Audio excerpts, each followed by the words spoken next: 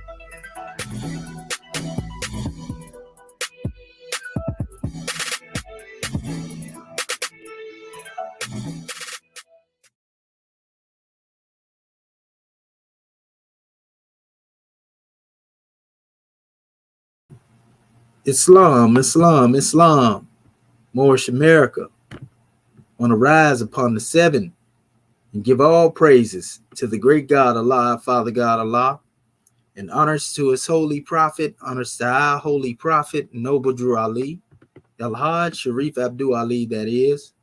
We give honors to our Moorish kin once again, here, there, and everywhere, and therefore honors to all of you who are continuously honoring yourselves by being yourselves. I want to welcome you to another Egyptian Adeptus Research Sultanate session, and I'm your host instructor, Dr. Shahid Imani Amohadi Shabazz El, and my ancient Comedian high name being the same as Dr. Shedawa Minti El Muhajid Shepsuel. We have a grand drawing to bring on the manifest, so allow me to bring forth our beloved Consul General, Marvin Nathaniel Elvis Bey, as he opens up the way. Islam, peace and love. Islam and gratitude.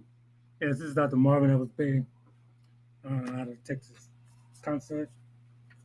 Rising, giving all praise to the great God Allah, giving highest honors to His prophet, giving high honors to our theocratic government, our Moorish American government, give high honors to our Act 1. And I give high honors to all of our officials. Give high honors to this class, our E.A.R.S class, our Egyptian Adeptus Research Sultanate class, as well as I give honors to all those that aided in, everyone that showed up. And I'm going to open our meeting according to law. I'll begin with our Comedian Adept, Moorish American prayer. Ya Allah amnuheru meku neturu. Ya Allah abhetaru. Ya Allah ma'adheru. Ya Allah hoteperu. Ya Allah heru. Ya Allah ma'ad herkuti. Ya Allah awazet dejuti.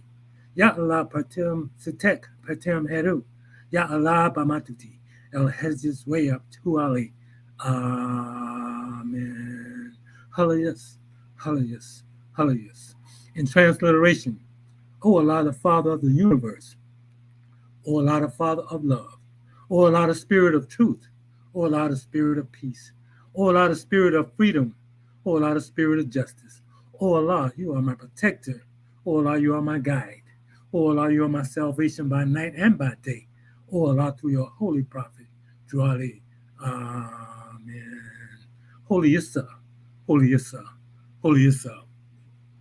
And now I'll read our divine constitution, Moorish America. salvation, our God, unity. The divine constitution of Moorish America. Act 1. The Grand Sheikh and the chairman of Moorish America are empowered to make law and enforce laws with the assistance of the Prophet and the grand body of Moorish America.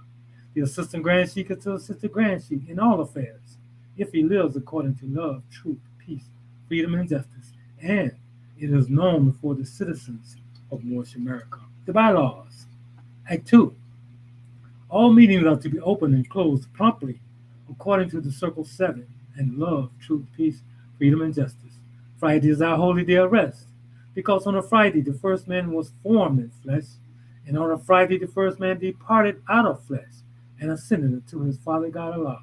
For that cause, Friday is a holy day for all Muslims all over the world. Act 3. Love, truth, peace, freedom, and justice must be proclaimed and practiced by all citizens of Moorish America. No citizen is put in danger or accused falsely his brother or sister on any occasion at all that may harm his brother or sister, because Allah is love. Act 4. All citizens must preserve these holy and divine laws, and all citizens must obey the laws of the government, because by being a Moorish American you are a part and parcel of the government and must live the life accordingly. Act 5. No organization of Moorish America is to cause any confusion or to overthrow the laws and constitution of the said government, but to obey hereby. Act 6. With us, all citizens must proclaim their nationality, and we are teaching our people their nationality and their divine creed, that they may know that they are a part and a parcel of this said government, and know that they are not Negroes, colored folks, black people, or Ethiopians, because these names were given to slaves by slave holders in 1779 and lasted until 1865 during the time of slavery. But this is a new era of time now, and all men now must proclaim their free national name to be recognized by the government in which they live and the nations of the earth. This is the reason why Allah, the great God of the universe, ordained Noble Drew Ali the Prophet to redeem his people from their sinful ways. The Moorish Americans are the descendants of the ancient Moabites, whom inhabited the northwestern and southwestern shores of Africa. Act 7. All citizens must promptly attend their meetings and become a part and a parcel of all uplifting acts of Moorish America. Moorish Americans must pay their dues and keep in line with all the necessities of Moorish America, and then you are entitled to the name of faithful. Husband, you must support your wife and children. Wife, you must obey your husband and take care of your children and look after the duties of your household. Sons and daughters must obey father and mother and be industrious and become a part of the uplifting of fallen humanity. All Moorish Americans must keep their hearts and minds pure with love and their bodies clean with water. This divine covenant is from your holy prophet, Noble Drew Ali, through the guidance of his Father God Allah. Prophet Noble Drew Ali, peace and blessings be upon him, founding father and framer of the divine constitution and bylaws of Moorish America. Now, this meeting has been open according to law, and I will turn this meeting over to our divine minister, Dr.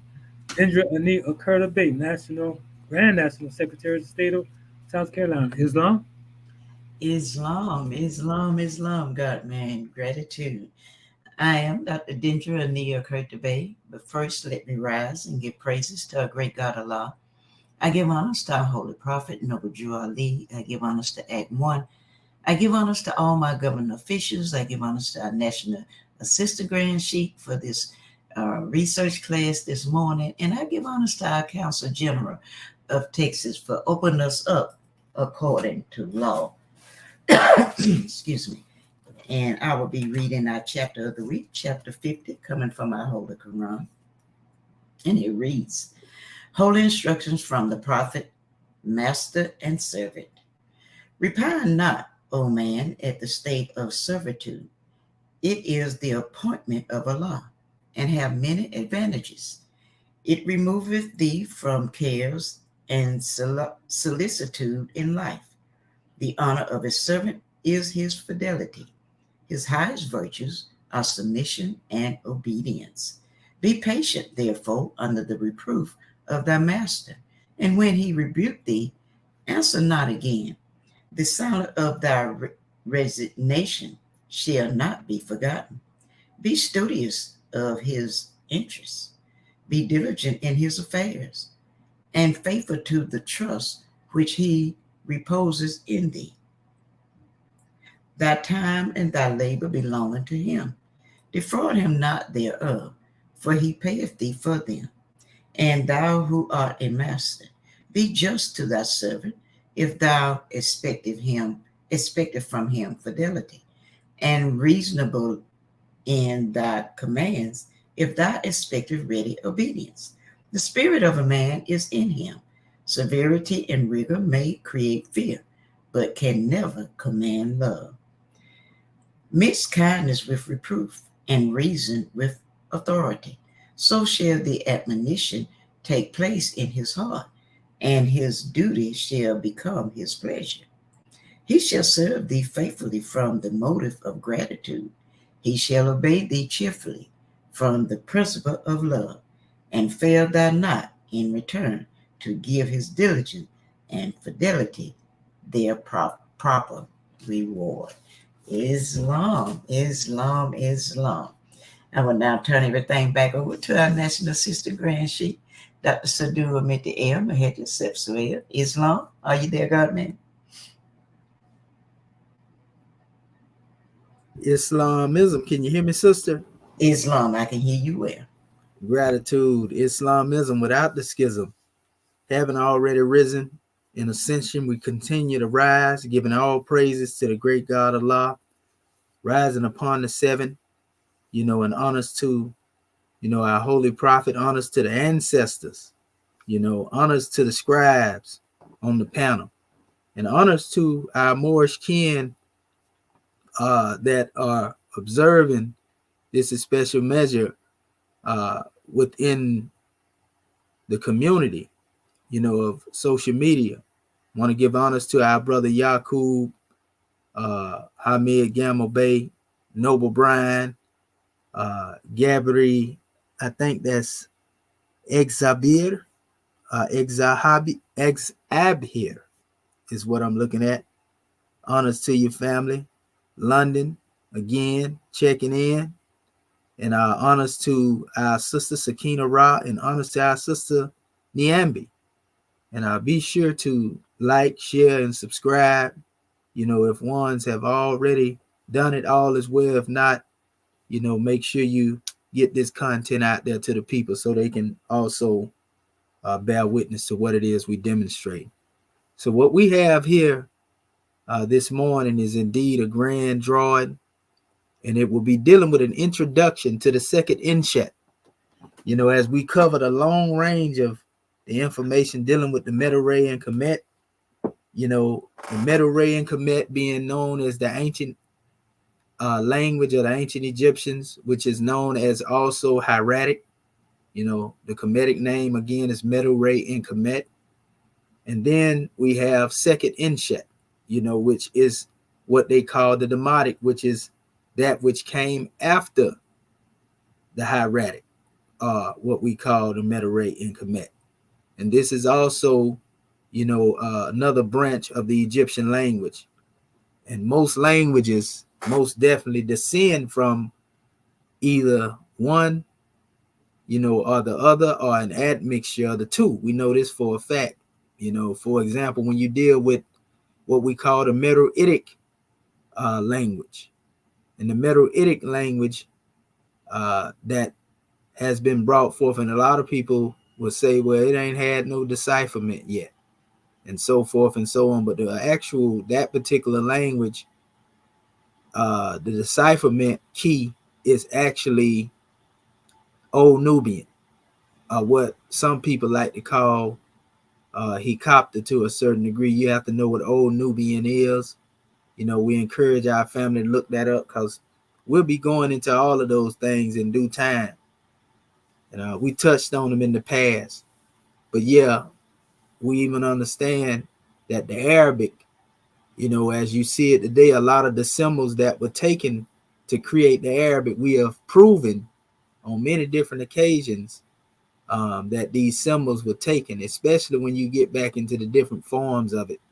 Because a lot of people don't know about Nabatean, you know, when it comes to the language, which is going back to, you know, your Himyaritic text, your original Cushitic text, prior to this modern expression that we see as Arabic. But everybody has borrowed something from Kemet. And I want to mention this since I'm speaking on it. In this new era and time, we can show many different instances where you have people who have inherited or even borrowed what we call loan words. And the loan words that have been brought into certain languages, those loan words prove that their language system comes from Kemet.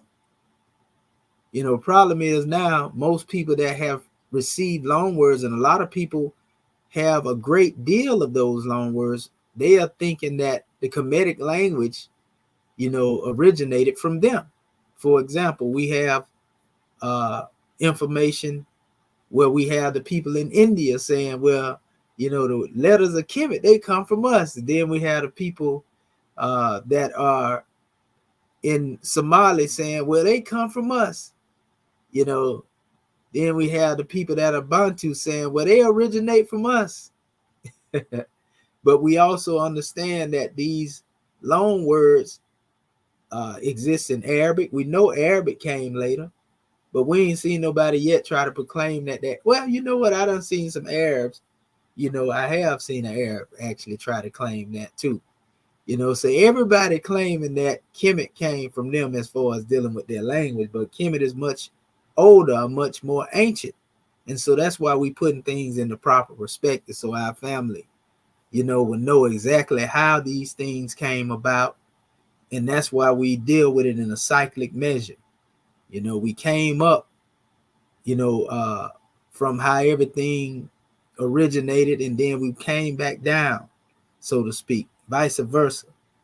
So this is a powerful measure that our scribes are getting ready to bring forth. And this is going to be a grand drawing. So we encourage our family again to share this video and most definitely pay close attention because we're getting down through that. And actually, we'll be dealing with two measures in one to a certain degree, you know, because by default, the way the tools are established, when we go into, you know, the second inset, you know, we'll still be brushing up somewhat on seeing the hieratic here and there because it's almost they mesh together with the way the tool is. We'll just be dealing more so with the second inset. So this is a grand drawing, family, and at this time we're gonna call forth our first scribe to bring forth their measure.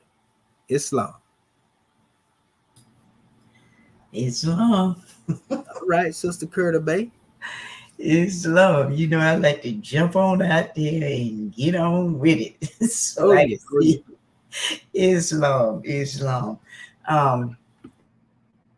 This has been this was a grand experience for me dealing with our new tool. Had fun with it. Some of it, you know, it was a challenge because it was new, but I like it. And let me go ahead on and be getting this presenting my screen. Let's say share. Okay. Entire screen. Okay. And share. And one thing I noticed about this, I'm gonna pull this up. The writing was a bit small, but I can always blow my screen up so y'all can see. So can you see anything small as of yet, Dr. Shahi? Yeah, I see your screen right now. You just got to blow it up. Okay, yeah. There you go. Let me make it bigger because it was so, when I was copying this, it was so, well, when I was doing it, it was so small. But how about now? Can y'all see that? Yeah, that's even better. You just got to scroll it exactly Yeah, on what it is you want it, and we definitely with you though. That's good. it's small. Okay. All right. What's going on with my mouse here? Okay, but this is what I did. Our assignment was, family, to go on the board. Tell you wrong, man. Never did they be messing with this stuff. But anyway, our assignment was add the demotic letters to the phonetic value chart, which corresponds with the heretic letters. Arrange them in ABGD sequence minus pictorials. And number 2 was to show the oldest attestation date and the papyrus of each letter. Give a brief description of the difference between heretograms, demotic, and anablis. And so what I did is I went, I Googled me a demotic strip alphabet, and this is the one I use. I kind of went with this one because we had been over this one before. But what I found out, different charts have different things in the demotic. But anyway, this is the chart that I use. Now, this is not in the abjad order. I just wanted y'all to see where I got my alphabets from. And this is not in the abjad order, but this is the demotic strip. And up here is where I put it in the abjad order, the demotic abjad order. And I had to write this in, family, myself. It was taking so long to try to copy and paste it. So I just drew it. I just got me a piece of paper and drew it out for myself. And as you can see, I did put it in the abjad order, A, B, T. I couldn't find a alphabet for the TH, G. I couldn't find an alphabet for the H with that little accent on it, like what Dr. Shahid had on the picture. I couldn't find anything for that. And the DH, I couldn't find anything for the DH. Nor the SH, the S with the, we have so many the S's. And then I didn't find anything for the D, the T, the Z, the Ein, the GH, but the rest of them, I was able to find them. And so, like I said, I did write those in. And what the next thing that I did was I started using our tool. And I didn't mean to go. And this is the A when you use that the tool, that the new tool that we have. This is what I don't know what's wrong with my mouse. Hold on a minute, family. Okay.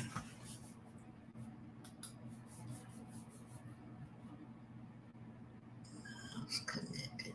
Okay. And but anyway, this is the A, and as you can see, and then the next step in our tool, it tells you to go to the common sign and the corpus. And what this does is show you how many times this alphabet is used. So as we can see it is the same as down here, up here. And then the next thing I went to, now I didn't do all of them like this. The next step to my right, like I said, y'all don't have a problem with my mouse. I don't know what's going on with it. I did charge it up. And but anyway, as you can see to the right, where you see the 347 /347, That's how many adaptations it was. And the second block, I didn't do this on all of them, but I didn't know how to copy just that one line for the 347 adaptations. And so I ended up copying, it came from 97 inscriptions, and it was also on 89, it was also on 89 objects.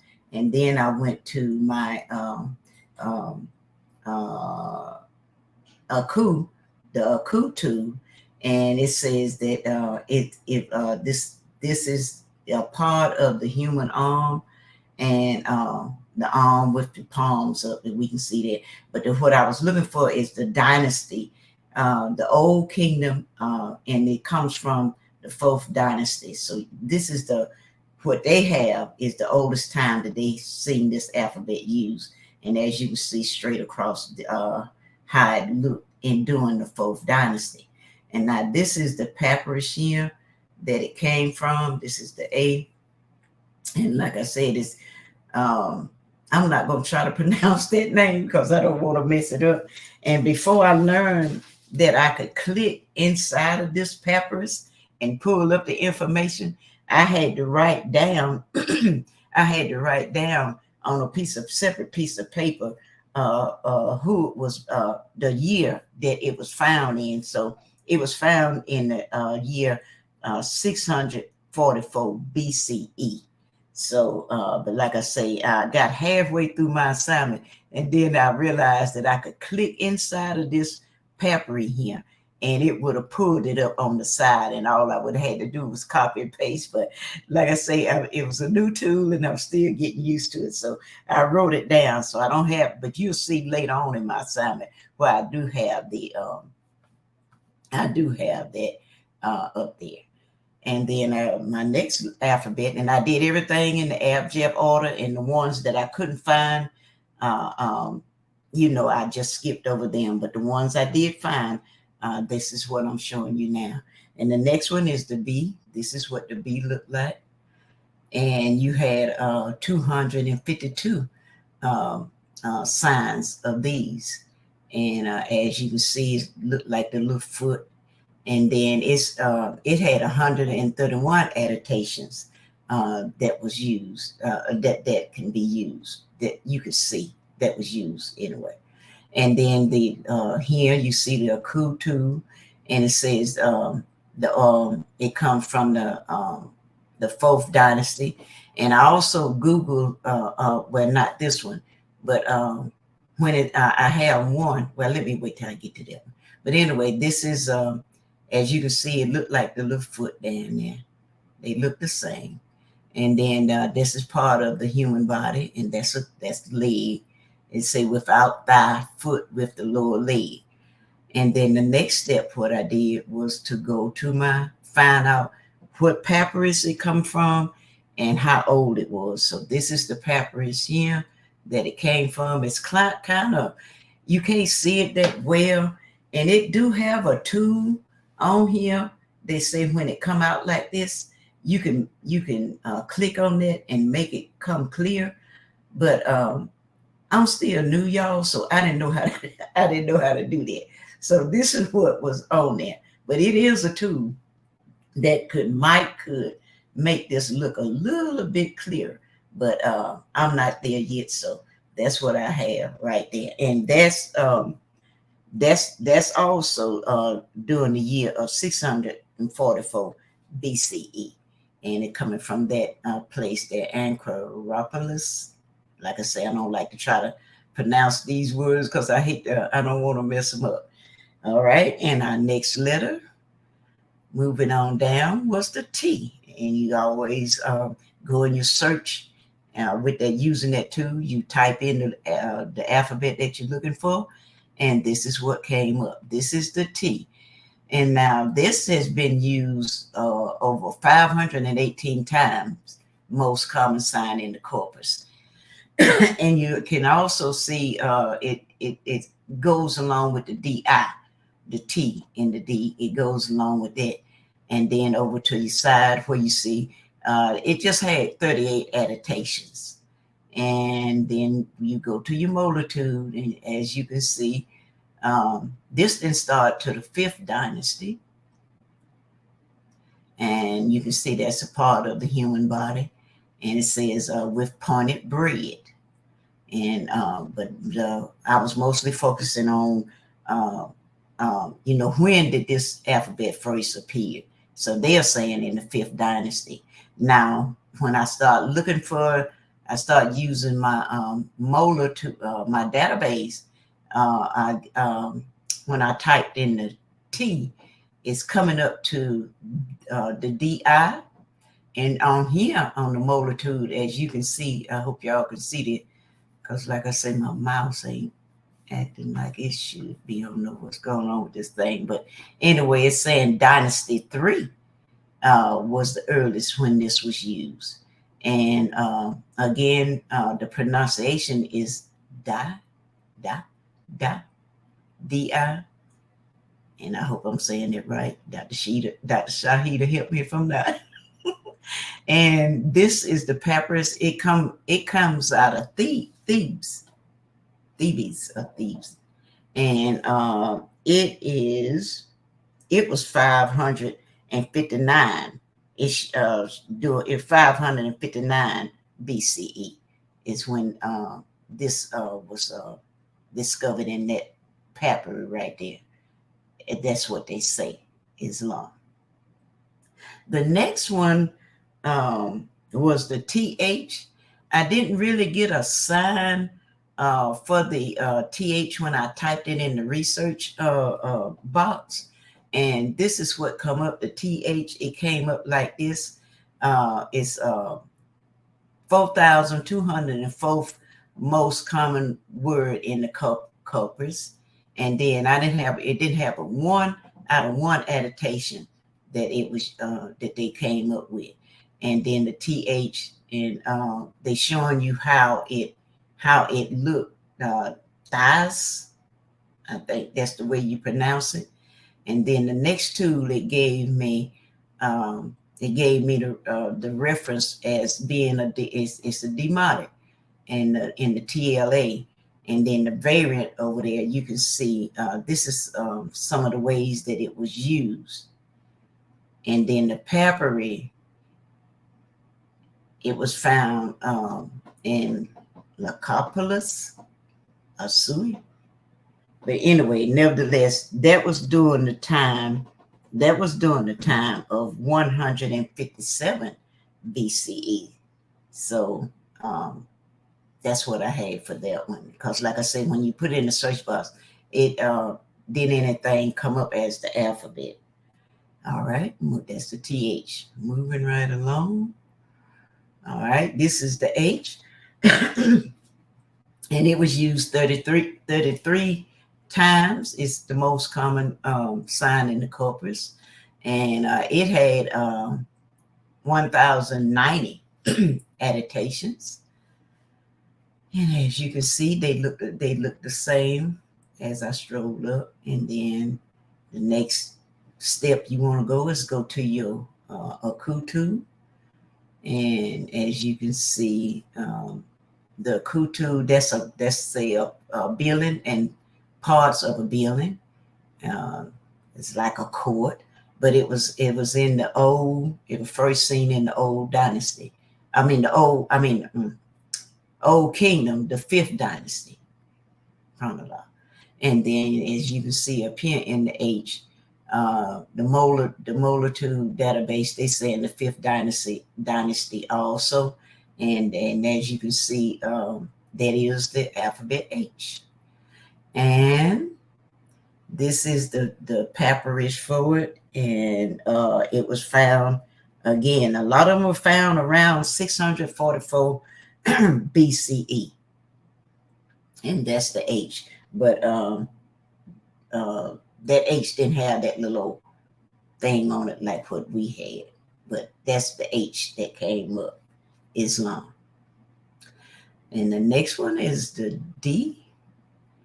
And this D, it had 188 signs, common signs in the corpus. And it also had 1,090 adaptations. And as you can see, this is the D here. When you pull up go to the next one, you go to your coup, and you can see the resemblance there. And that's a part of the human body. That's the hand. And it comes from the fourth dynasty also. And you go to your multitude, you can see that that is the D. But they are saying he's saying it started in Dynasty 3. If you can see that little block there, they say Dynasty 3. And like I say, that is the D. And then it was found in, a lot of these was found in, I don't know if I'm pronouncing this right, Acropolis, whatever. But that's during the time, it's the Papyrus Rollins Demotic, and that's during the time of 644 BCE. A lot of them were found during that time and in this place. And I didn't try to do the map and all that stuff for y'all because I don't think Dr. Shahi was asking us to do all that. So these are just some of the things that I did. The DH, that was 1,972 most common words used in the corpus. Now, for this one, the DH, when I typed it in the research tool, then anything, it came up though, not the AKU, some the other databases, the other information thing came up. And as you can see, the DH, it did come up, the DH, it came up, it say it's a verb and it means to touch. And then we had 4 adaptations with that one. And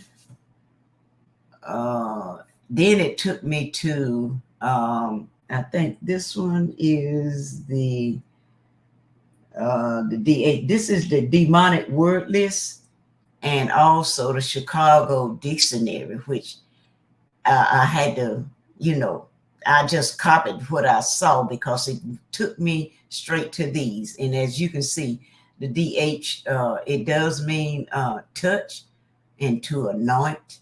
And over to the corner there, you can see, I didn't understand what the 686 was. Excuse me, because I'm still getting used to this. But as you can see, also it means touch and anointed, touch to anoint in the DH. And this is the Chicago dictionary that it took me to. And as you can see, the DH, and then it's got a question mark beside it too. But that first one, it says it means container.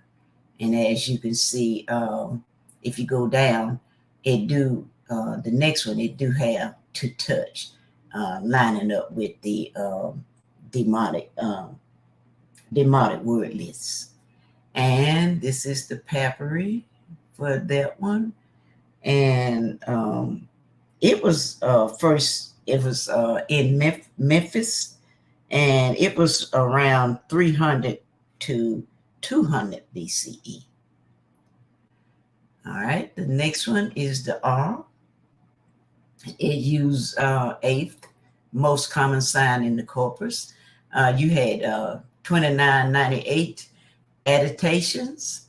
As you can see, the R here. Then the next two you would go to check this out would be your Akutu. And it's saying that was part of the human body. That's the mouth and the mouth frontal. But it was discovered in the old dynasty. And up here you can see that it was the R.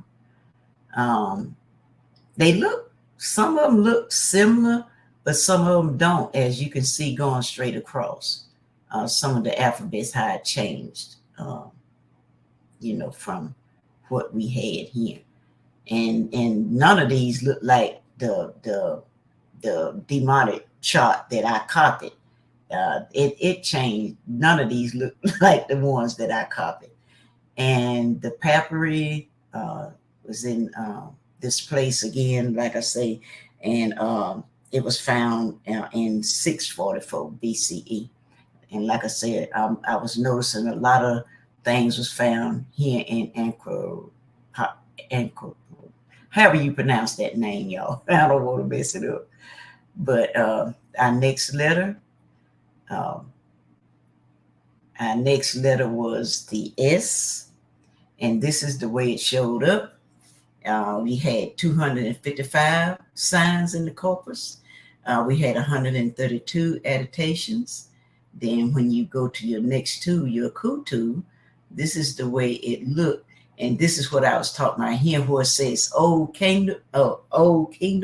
When I Google Old Kingdom and when the Old Kingdom started, it says it started, that would be the third dynasty. So it had Old Kingdom, and then it had the Old Kingdom, fourth dynasty. But, and as you can see, that is a plant, a bulrush or rush, but it started in the old dynasty, the fourth dynasty. And I think, yeah, it didn't show it in the multitude, but when it said the old dynasty, that's the way it looked in the old dynasty. That's gonna be the three. When it say Old Kingdom, that means the third dynasty. At least that's what Google said. And as you can see, for the S, that's coming up as SW, and so I think it's the pronunciation of it. But the multitude said that the dynasty they came up with was the fifth dynasty. But as you can see in the Akuse, it's the fourth dynasty. And this was found in Memphis, and it was around 644 BCE also. Moving right along. Our next one was the S. And like I say, when you type the S in your search bar, this is what come up. The coup and all of that, it didn't come up. This is what came up, and it said is most commonly used in the corpus 1,182. And as you can see, the SH, they showing you how it's used, and it means to strike. You had 9 adaptations, 9 out of 9 adaptations. And it did take me to that's the Demotic list, number list. And hopefully y'all can see that. And it means to touch, interfere, get in the way. The SH, you can see it up there.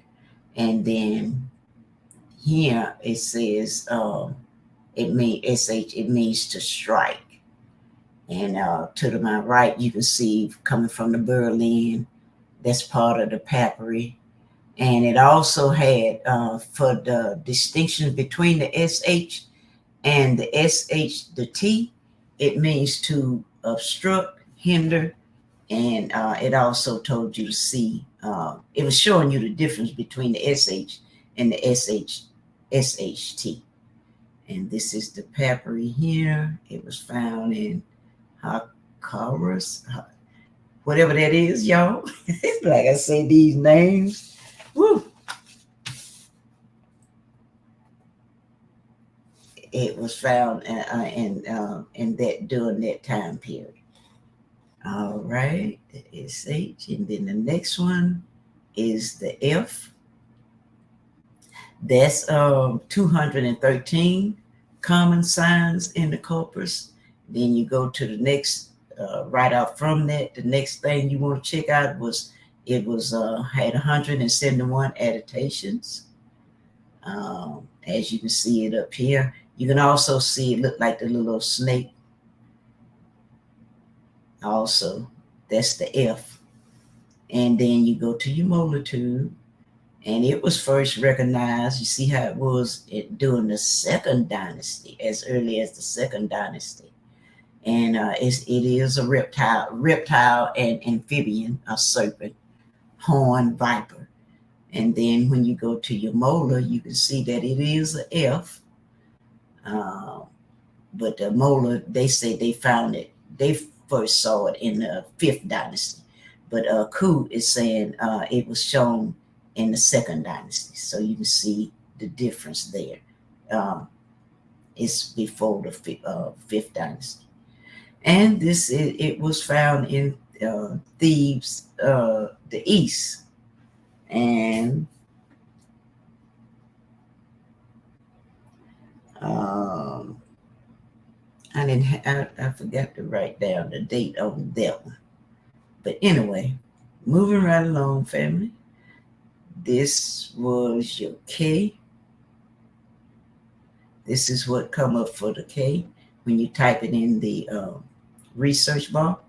And you had 231 common signs in the corpus. And as you can see over there, you see the K, you see it look the same. And you had 149 adaptations. But when you went to the Ku, again, when it says the old dynasty, that's going back to like the 3rd dynasty. And then, as you can see in the 4th dynasty, it didn't really change though. And then that's a dash, a geometric sign. And this is when I started realizing I could tap into the papyri and pull it up. So this information here, as you can see, you see the papyrus there. The date of that writing was 559 BCE, and the place of the writing was in Thebes, whichever way you pronounce that.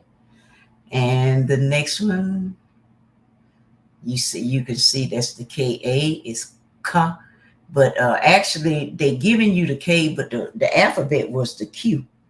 But it's and we know the Q and the K is interchangeable. So, and that's the Ka. That's the pronunciation of it. And coming from your molar tube. I mean the molar database. Moving right along, then when I typed in the actual alphabet K, this is what it looked like. And it had 16 common signs in the corpus. It had 1726 adaptations. And then when you go to the Kutu, I don't see the resemblance in them when I go to the Aku. But this is what Aku came up with. I said it was. It said the rope, the fiber, the basket bag. And it's first found in the Old Dynasty. And then, as you can see, it's Demotic. It was written in the date on that was 644 BCE. And as you can see, like I said, a lot of them, those papyrus was, these alphabets was found in Acropolis, however you pronounce that, Islam. And then as you can see, that is the K. And they had the the multitude database. It found it in the 5th dynasty. But as we can see, a Ku found it in the 4th dynasty. And that's your alphabet K. And this is the L. When you type it in your research, on that research bar, this is what the L looked like. It had 116 adaptations. It had 54 most common signs in the corpus. And as you can see, that's the line, that's the way it looked. And then you go over there to your Ku. It didn't show up until the 12th dynasty. And that is a mammal, feline. It looked like a lion. But like I said, it didn't show up until the 12th dynasty. And it was found in, this is the papyrus for it. As you can see the information there, Paris. It was found in a place. It was found was in Memphis. And it's a justification of the date, paleography.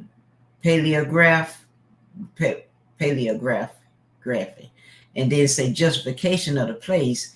He said educated guess. I found that kind of interesting. I said, wow. So I guess they didn't really know, but this is the information that they had. Islam. And as you can see, that is the pronunciation is Ra. And it was found in the they saying it was found in the 4th dynasty also. That was but it's coming up as the when you type the AL in, this is what they come up with. Islam. And it was this is the M. It was the 7th most common sign in the corpus. You got 3,033.76 adaptations. And as you can see that this is what come up for the M. When you go to the Aku, 2 would be the second one you go to. It was found in the Old Kingdom in the 4th dynasty. As you can see over here, when I started realizing that I could paste this in, family, I had to start putting the multitude last so I can get everything on that one page. And so when you go to your multitude, they say it was found in the 3rd dynasty. And but you can see some of the resemblance there, and that is the letter M. And for the papyri, it was the date of the writing. It was 644 BCE, and in that place, what I told you, and justification spot. They say find spot of object, but they didn't really have anything for that. And you can see the scribe who wrote it. Like I say, I'm not gonna try to pronounce his name, but y'all can see it down there. If y'all can pronounce it, great. Islam, but that was your M. And I don't know how many more. It was a lot of these, y'all. And this is the N, 379 signs, 74 adaptation. This is what the M looked like when you're using that new tool and you type it in the research bar. Then you go to the multitude, the Aku. It was found around the Old Kingdom, the 5th dynasty. Don't really see the resemblance of it there, but it's a part of the human body, and the arms are stretched out to the side. And when you go to the molar tube, that is your N, and they say it was found in the 5th dynasty also. And then when you go over here and look at the papyri, it was found in Thebes. It was found around 559 BCE. And it says, then it also gives you the scribe, the name of the scribe that wrote it. And like I say, I'm not trying to pronounce their names because I don't want to mess them up.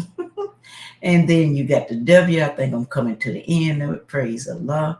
You got the W. You had 80 most common signs in the corpus, and then you had 479 adaptations, 479 out of 479. And then the next step you want to go to is your Aku, and that was found in the Old Dynasty, and we can see it's a bird. And you want to go to your multitude. Now they are saying the database is saying that it was first seen in the 3rd dynasty. So as you can see, some of the Mola say some of them earlier. Sometimes it agree with the Aku and sometimes it don't. But we can see that is the W. and it was found in place of the writing was in Memphis, and it was around 650 through 300 BCE. So these are all the dates that these things were found. It's what we was asked to do in our assignment. Coming up on our last one, this is the eye. This is what the eye looked like, and it had 234 signs in the corpus, and you had 148 out of 148 adaptations. Then you go to your akutu. It was found. That looked kind of like it. It was found in the 4th dynasty, and if you go to your multitude, now they saying that is N-I-S, Nis is the way you pronounce that. I know Dr. Shaheed gonna help me out when he come in. And then that was the pronunciation. And they didn't have it showing up into the 18th dynasty. And then if you go over there, it was the place of the writing was in Memphis, and the date of the writing was 599 through 525 BCE. And you can see the scribe's name down there also who wrote it. So that's what was coming up on for your eye, family. And this is the Y. We coming to a close here. And as you can see, they didn't have 5 common signs in the corpus. You had 4,336 adaptations. And as you can see, they look the same. But when you go to your akutu, well, you can see the resemblance because you see the little reef there. This is how it looked in the 4th dynasty. And that's a plant, and they say a reed. And you go to your database, and the Y is coming up as I, and we know that Y is interchangeable with I. And also, he said in the database, Mola, he said he found it in the 3rd dynasty. And again, you can see this was found in the place of the writing was in Memphis. And the date of the writing was 650 through 300 BCE. But that's the information on the Y. And that's it, family. So that's what I had on our assignment. That's the way I found my charts. I put them in the abjad order without the pictorials, and I went and showed you the oldest adaptation dates and the papyrus for each one of them. And I kind of briefly talked about the difference between the heredogram, demotics, and the anaglyphs. And Dr. Shaheed also asked us to tell how the two aid in the improvement of our research. Yes, it did. It did help me a lot. It improved on my research because everything was right there. All I had to do is click. But it's so much. I'm still learning and understanding what shows up when you click on it. And I did take time out to sit and listen to him explain each box. But it's like I said, it's a lot of information. And like you say, Dr. Shaheed, we ain't in no rush. It's a lot for me to take in.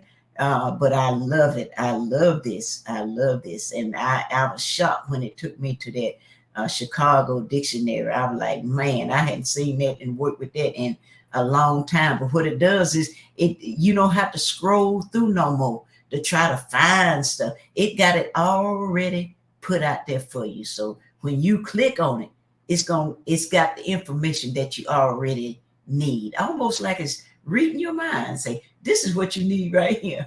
So I love it. But just got to continue to work with it and find out all the perks with it. And you can also draw with it too. And he did say, but that was I could have drawn them in when I was trying to copy and paste my abjad letters in the abjad order. But it takes some practice to try to do that. So I didn't even try to go there. But they do have that tool, and I'm just amazed at what we have in the information that you have given to us, God man. Gratitude, family, for letting me share. That's all I have. Islam. Gratitude. Don't stop sharing your screen yet, Goddess and Queen. Islam. We give honors to you for that special drawing, Goddess. Very powerful measure. You definitely went through and took your time and put those things together. And honors to you for showing the attestations as well as organizing it in the abjad way. And when we get into the minus the signs measure, the reason why we say minus the signs, because we want to get our people to emphasizing on the actual alphabet, so to speak. Now, this is a prime example too, if we pay attention to this. When you look at each one of these things, you notice that they are actually trying to apply, or they are utilizing the anaglyphs, so to speak, because that was an explanation of the difference between the measures that we mentioned in the actual homework, to show the difference between them. Mm-hmm. And dealing with these special pictures, when they put them up there, we know that they put these things on the side as markers, so to speak, and they are not a representation as the alphabet, so to speak. You see what I'm saying? Mm-hmm. Even though that's the way that you see it normally demonstrated in the community, they try to demonstrate it that way, but we have found that hieratic, for example, it is its own language, you see. Mm-hmm. And then we have the pictorials. We know they represent metaphysics. So notice that they took that same methodology and applied it to the Demotic. This is how you know something is kind of off here, because if Demotic is a different language from hieratic, right? Right. Then why would it represent the same expression, of the pictorials they trying to put out here, right? Right. And so then they'll do the same thing with the Coptic. Mm-hmm. Then they'll do the same thing with the English. You see what I'm saying? And it's a problem there, because we know hieratic in English is not, the same language. Right. We know Coptic in English is not the same language. You see? Mm-hmm. And so when you get into that right there, that's why we always emphasize how we do to show the difference between the alphabet and the pictorials when we're doing it, because you have people jumping in the comment box like last week. I thought y'all said it wasn't pictorial. That's not what we're saying. We're showing you the markers that the Europeans placed there, on the side of these particular letters. You see what I'm saying? And so once they get that, then they'll get that other demonstration out of their heads, so to speak. And then they will be, oh, you're trying to, you're demonstrating the pictures and all that nonsense, in which distract them from what it is you're trying to give to them. So that's why we asked the explanation between the anaglyphs, the demotics and the hieratics, and so forth and so on. But you did a good job in putting everything together, because now you have a chart, that you can go into and look at. We were actually looking for you to put the letters, and you can do it later, on the actual same chart with the facial recognition. Oh, okay. And go letter for letter. And the letters that you were asking, like the DH and the TH, and the reason why you didn't see all of those letters, because in all actuality, when you get in the sound shifting, DH is TH. Oh, okay. Yeah. And when you pull up the chart, for example, and so that's why you won't see certain things in certain areas. I'm gonna show you real quick when I share my screen right here. Right. You can get the drawing of where we're coming from. And then if you can stop me from sharing my screen, Shaheed, yeah. Because I don't know what's going on with my mouse. Yeah, no, it's all right. It's all right, because they can see mine. They should be able to see mine. More, you can see me share my screen right now. That's on. Okay, I just wanted to make sure that way heard and it's still there, because I probably get you to go back. We'll point some things out. And so Oh, what we are showing you here is, for example, you see the TH right here? I can't see it because mine. Oh, your screen is in the way? Yeah, my screen is in the way, and I don't know what's going on with Oh, my it's mouse. you probably froze over there. It might be. Yeah, you may have to close your if you can. Go down there, that little tab that got the Microsoft tab with the 4 windows on it. Yeah, but it Oh, you won't. don't have a touch She's screen. not using that. Okay, You don't. okay. That look like it's working now. Okay. Okay. I Okay. think it's good now. I don't know what's going on. Yeah, but anytime your screen, if it frees up, if you can, Uh-huh. I don't know if you got a touch screen laptop. Them little things down there, it's called the start. Oh, okay. No, I don't have a touch screen. Okay, yeah, but that's what I be hitting, because if you hit it, it'll pull. Can you see my screen now? Let me bring it And I'm gonna down. show you what I'm talking about right here. Okay, I see your screen now. Do you want me to keep mine up or Yeah, you can keep it right there. Oh, okay. I see it now. Okay, you see this right here that I just hit? Yeah, okay. I see it. When I hit this button, anytime my screen froze, I can do it with my hand, like I said, because I got touch screen. Oh, okay. It still be froze. I hit it though and just let it wait, and then when you do it, for some reason, it unlocks, your computer from being froze. That's what I was trying to show you. But if you got a mouse, now sometimes it'll freeze the screen, but your mouse still can move. Right, Your mouse still can move. You just go hit that tab and just let it sit like that, and it'll unlock your computer. Yeah, my mouse was froze, but the screen, I could scroll up and down because I was able to get through it. But so you could get down here. And I don't know how your computer's set up. It's crazy. But another way you can actually do it, you see this symbol I'm hovering over that say start here? You can actually hit it on your computer. Oh, okay. Like that. Okay. And that'll be the best bet. Like on your keyboard, you see them little windows? You should see them right there in your left-hand corner. Right. And you just hit them 4 little windows right there, and it'll open it up and it'll unlock your computer from being frozen. Oh, okay. Yeah. So that same operating system, does she have Windows? No, it's not Windows. It's not Windows. It's an automatic tab that she should have there though. Like if she got a Microsoft programming in it, she may even be able to. Most keyboards are the same, so to speak, right? Even though it's Apple's, you got Windows, and then you got Microsoft, and these are different programs, so to speak. You see what I'm saying? But she should still have the Windows for her start area, under whatever icon it is there on her keyboard. We'll figure. I get brother. Yeah, that's universal for every computer. You got it's almost like having, all the other symbols that you have on there. You just got to find your start button, there. So. I get brother Anthony to help me out with it. Yeah, no problem. Get that geek squad, because this shouldn't happen. This shouldn't be happening. This ain't never happened. I don't know what's going on. That's what I got there for. I think it's the tool because of the memory. Because that's what happened when I hit certain aspects of it. I'm seeing, like when I try to open up the actual Demotic, where it's wrote out in script, it kind of slow it down a little bit on my end. So like I say, it could be memory, like your RAM or CPU or whatever. It'll work, but it's just working a little sluggish. So yeah, I don't like that. So, that's what I see so far anyway.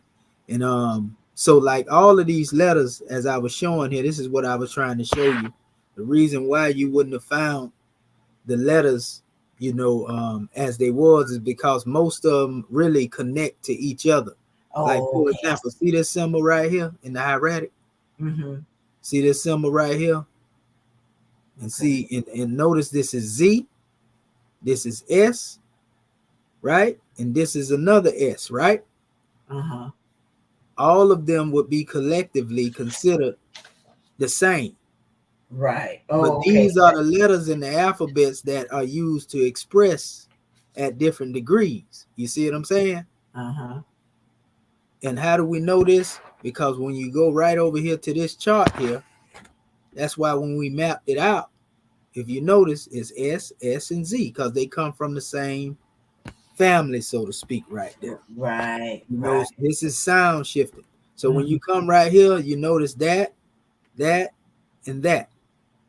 A partnership of that one, I meant to say. And so once you see this particular letter, that particular letter, that particular letter, and you come back over here to your chart, Mhm.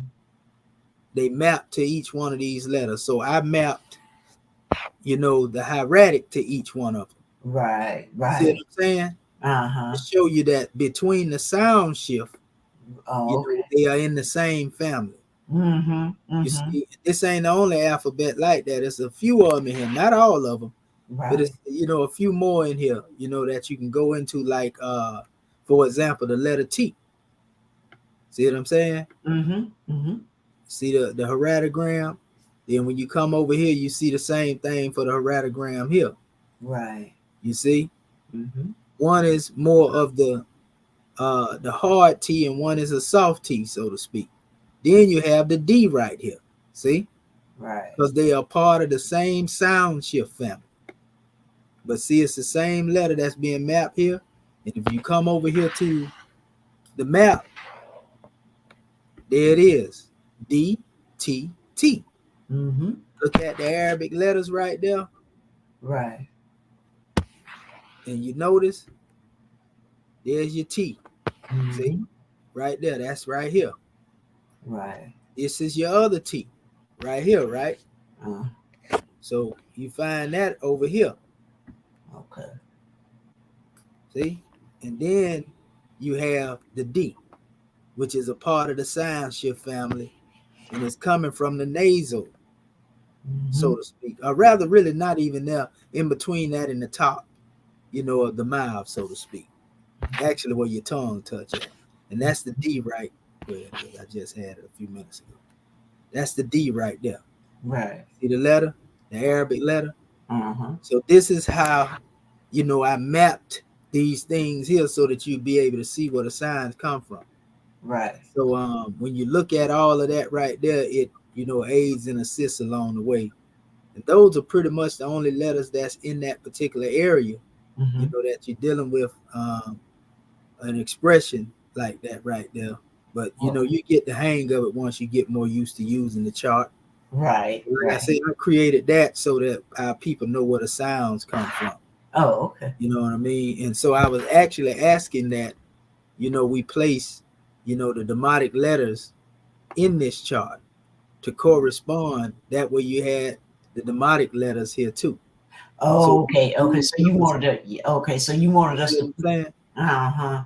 Put them in that chart. That's right. That's why And I I said, thought that's what you were saying, but yeah. See since what I I'm said still here? learning, I didn't know how to do that. Right. It's all right. It's all right. You can do it. You still can do it now, on your own time. Yeah, I'll play with it. Yeah. See what I said here? Add the demotic letters to the phonetic value chart. Right. The Yeah. one I showed, right?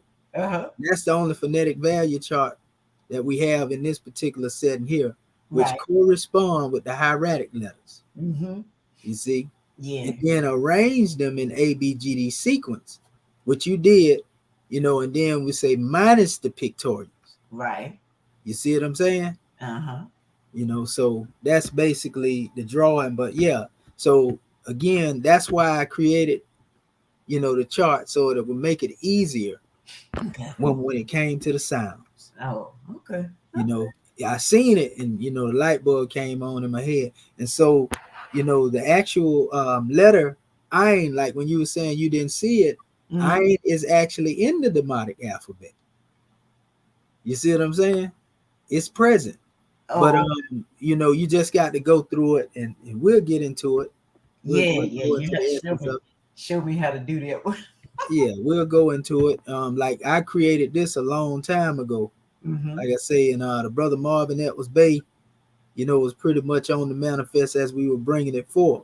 Right. And the Ain you know, in this particular measure, because Ayin is really just another version, you know, to a certain degree of the letter A. A. Oh, okay. You see what Okay. I'm saying? So Uh-huh. this would represent the Ayin. Oh, okay. Okay. You see? Yeah. So when you go through these particular drawings, that's the thing. When you deal with the language and they change certain things, that's why you have 28 alphabets in some charts, and then you have 24 in the other, because the other 4 really represent vowels. Right. Some people just made them into whole alphabets. You see what I'm saying? Mm-hmm. And so, in other words, the vowel was born from the alphabet. It was always present, even though, you know, some people say there is no vowel. The vowel was actually born through the alphabet. Like, for example, the A in vowel would come from the letter A in the alphabet chart. You see what I'm saying? Right. You know, the E in the particular chart, you know, would actually come from, you know, sometimes they use the Y, you know, or the I. Yeah. You know, they use them interchangeably, you know. So that's why you see right here in the bottom, see it here, E and Y. That's the Y in the Arabic language there. Right. See that I here? They call them long vowel, short vowel when they put this letter E here, but you see the E is interchangeable with I. Right. And Y, that's Y in the Arabic. E, I, and Y all together. Yeah. Just like U is interchangeable with W. Mm-hmm. You see what I'm saying? So sometime in certain aspects, you'll see like they have here Y, you know, and then they have Yah. Once you understand the transition between them, like the A, E, I, and then the O, Oh, and then the O is interchangeable with what? U. You. See it? So A, E, I, O, U. See what I'm saying? So now let's put it in this context. Let's just say, because the basic structure dealing with most of the alphabet charts that had to do with the letters were exactly the same. 22 letters, right? Right. Which they found in what they call the so-called Hebrew, right? You know, but they also have 22 letters in different other alphabets. But added to those 22 letters, the main roots, so to speak, when you add 6 letters to that, that become 28. And most of them will be letters that come from the letters that was already in existence in the chart in the first place. It may be a combination with like DH, or TH, or CH. You see what I'm saying? And so once you understand that, it's easy to get a grand drawing on how they created these different languages too. You know, see, like right here, this is the hieratic chart that I put in the abjad order. Okay. Let's count the letters. 1, 2, 3, 4, 5, 6, 7, 8, 9, 10, 11, 12, 13, 14, 15, 16, 17, 18, 19, 20, 21, 22, 23, 24, 25. In other words, what would make the 28? You would have to add 3 vowels. Right. And the 3 vowels will actually come from the chart itself. The A, right? Right. And then when you go into where it is, the I, you know, which isn't interchangeable with the Y. You see? Yeah. And then you have the U, which is interchangeable with the W. Right. See the 2 O's right there? Oh, yeah. You see what I'm saying? So that would make up the full aspect, you know, of the 28 if you were putting them in the way the brother Mustafa Gadala has numbered the chart. But when you go into Arabic already have it in the 28 aspect. You see? But in all actuality, you know, he explained that too in the Egyptian writing modes. Yeah. No, so it's the same thing. If I would have just limited like the Hebrew and deal with 22 letters, you know, the vowels, you know, if you added them into it, you know, would be the expression. You know, are different letters where they bring combinations together. Because you don't see double letters, you know, in the average alphabet chart. So when you go to adding up the double letters, you know, those are the letters that are added in that make it, go into the same area 28. If you understand, the sequencing in the way the charts are constructed, so to speak. Oh, okay. So another thing I wanted to point out here, because we were speaking on the pictures earlier, right? Uh-huh. I'm gonna show you something here. You see this here? You notice this chart right here? Uh-huh. Now this is a chart created by somebody, and I'm glad they created it. Because if you Yeah. look at this chart and Yeah. notice in this chart, they got the English alphabet Uh-huh. and they put symbols on it. Now you know good So well that's an A. pictorially. That is an A. Pictorially, that's what I'm trying to tell you. Oh my Pictorially, you never seen in the Egyptian alphabet chart the letter A as they try to compare it to the letter, A as they compare it to a picture of an You never see that. You No. never seen a B compared to B. a scarab B. Scarab You B. never Yeah. seen a C compared to this particular gardenia sign, which is really what they would normally call the determinative. Right. All these different determinatives, and ain't even consider alphabets according to the Egyptology aspect. You see what I'm saying? Look at this. Yeah. This would actually, to them, Egyptology, this would be a whole word. So how is that the letter D? Right. How is this the letter E? I thought that was the letter R. I know. I thought this was supposed to be, they say that this right here represents a symbol of working. This is an action right here, Mm-hmm. which actually deals with mirror as a word, so to speak, right? That's how they would say it represents a word. Uh-huh. And we have no problem with the pictures representing the word, Right. you see, but it's not an alphabet. Right. It's a difference. The word is speaking of a person, place, or thing. So this would be a noun, Right. so to speak, right? Mm-hmm. And that's how the ancestors demonstrated. But the problem is what they doing comparing that to this. And then don't we know the F supposed to be according to them now? We don't deal with pictorial, but they say that represents the letter that deals with F deals with actually supposed to be a viper, so to speak. Right. Yeah. And then this G right here, no, they would say no, this represents, what they would call the Sekhet Aru, Mm-hmm. the garden, the field of peace. Okay. That's what that represents right there. So my thing is, look at all these. Now, none of these correspond with the hieroglyphic charts that the European created, but this is somebody that has their own chart, and this is what I'm saying. Right. Now, if they go to writing things out in these pictures and they transliterate them, they're going to transliterate them into these letters.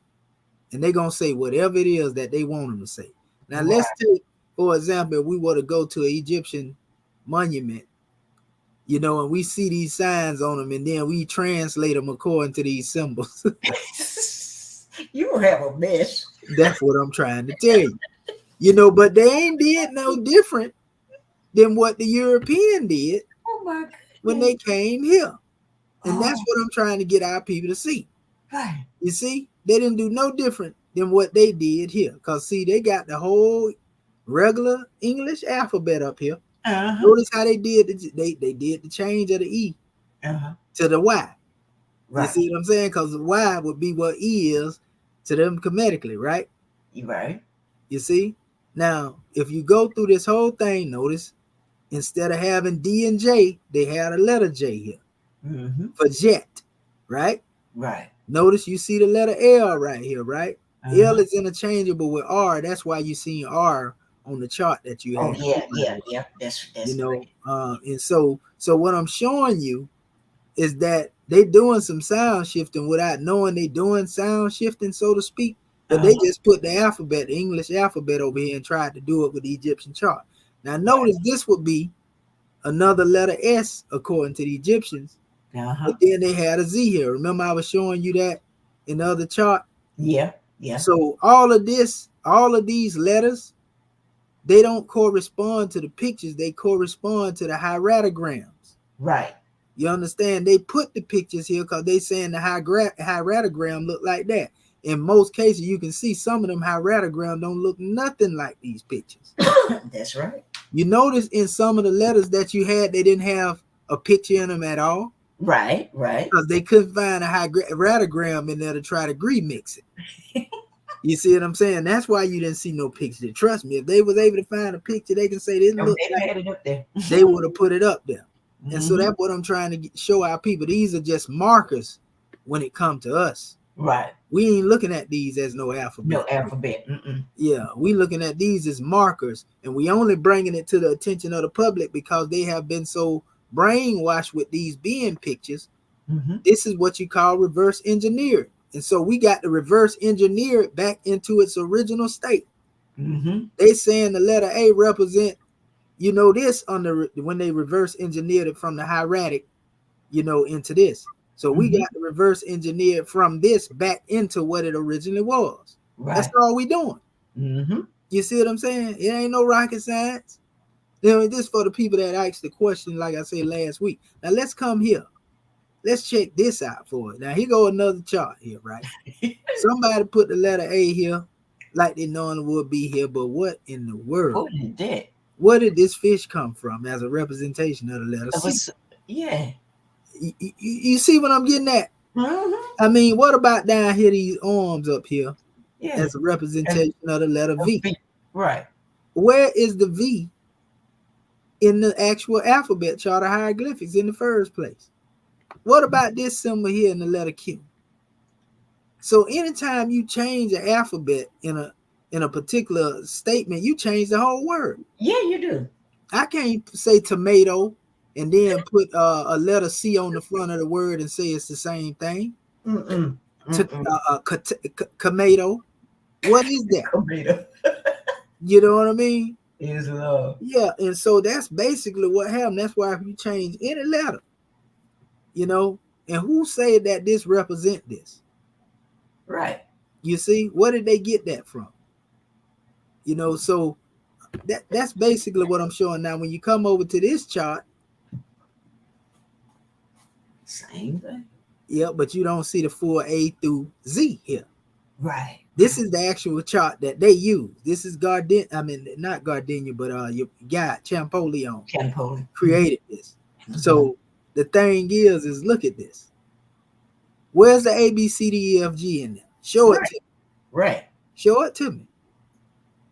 You see? We see the B. Okay, let's look for the C.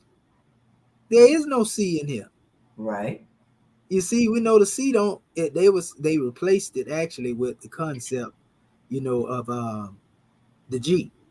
Mm-hmm. Later on down the line, the European will tell you. So what I'm showing you is that these signs, when you look at them on the side of what they are on here, mm-hmm. and if you were to go back, you would see that they put these pictures on the side of every different language that they come up with.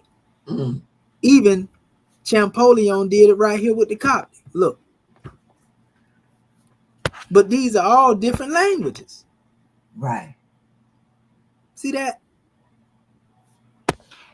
Now look at this over here. Even in Champollion chart, when you go back to that first chart that I showed you right here, let's go and see if Champollion had any of those in there. The letter A, right? Uh-huh. Let's see if they see. He ain't even got no Ankh up here, do it. Uh-uh. And now notice, he was trying to figure out which one of these letters he was going to choose. Right. Because we know the letter that they claim represent the arm you just showed, it said it represent the letter D and T. Yeah. We see the letter I supposed to be the letter R, right? Right. We know the reed leaf supposed to be the letter Y, so they say, right? So what is it doing up here as a representation of the letter A? We got to stop playing. You see what I'm saying? Yeah, now I understand. This was his draft where he was trying to figure out which one of these pictures to him look more like that shape of the letter A. Mm. So that's why when you pull up, the shape of the letter A, and you go into that special expression, that's why he have all these birds here.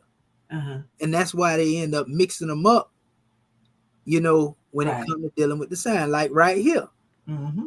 Like this is a whole determinative here. This is a whole determinative here. Yeah. Yep. You know, a ram and a lamb look like it over here. No. You know, I don't remember seeing no lamb in the Egyptian thing, but that's what that looked like. Looked like a lamb. Yes. So here, you know, And that's it supposed to said, be the big. it said evil represent like the symbols for Hotep or something like that. You know, in normal cases. And now this is the letter B that he chose out of his own draft. Like they say, okay, well, this is the letter K. Mm-hmm. And then look at all these different expressions here. All these things represent different expressions in the Kemetic language. Right. But yet he put them on the side of the Coptic alphabet to come up with what it is that he came up with. You see what I'm saying? And it was a hot mess. Even though people think that he done deciphered something. Right. You see? And so that's why I say, you know, minus the pictures, because we trying to get the people out of the confusion. But we get the draw, and we love the way you put your chart together. You know, but I just want to emphasize that so our people can see the difference. Right. You know, and understand exactly what's going on here. Right. Because if not, our people gonna still be thinking. I'm gonna show you another thing here real quick. Let's see. I'm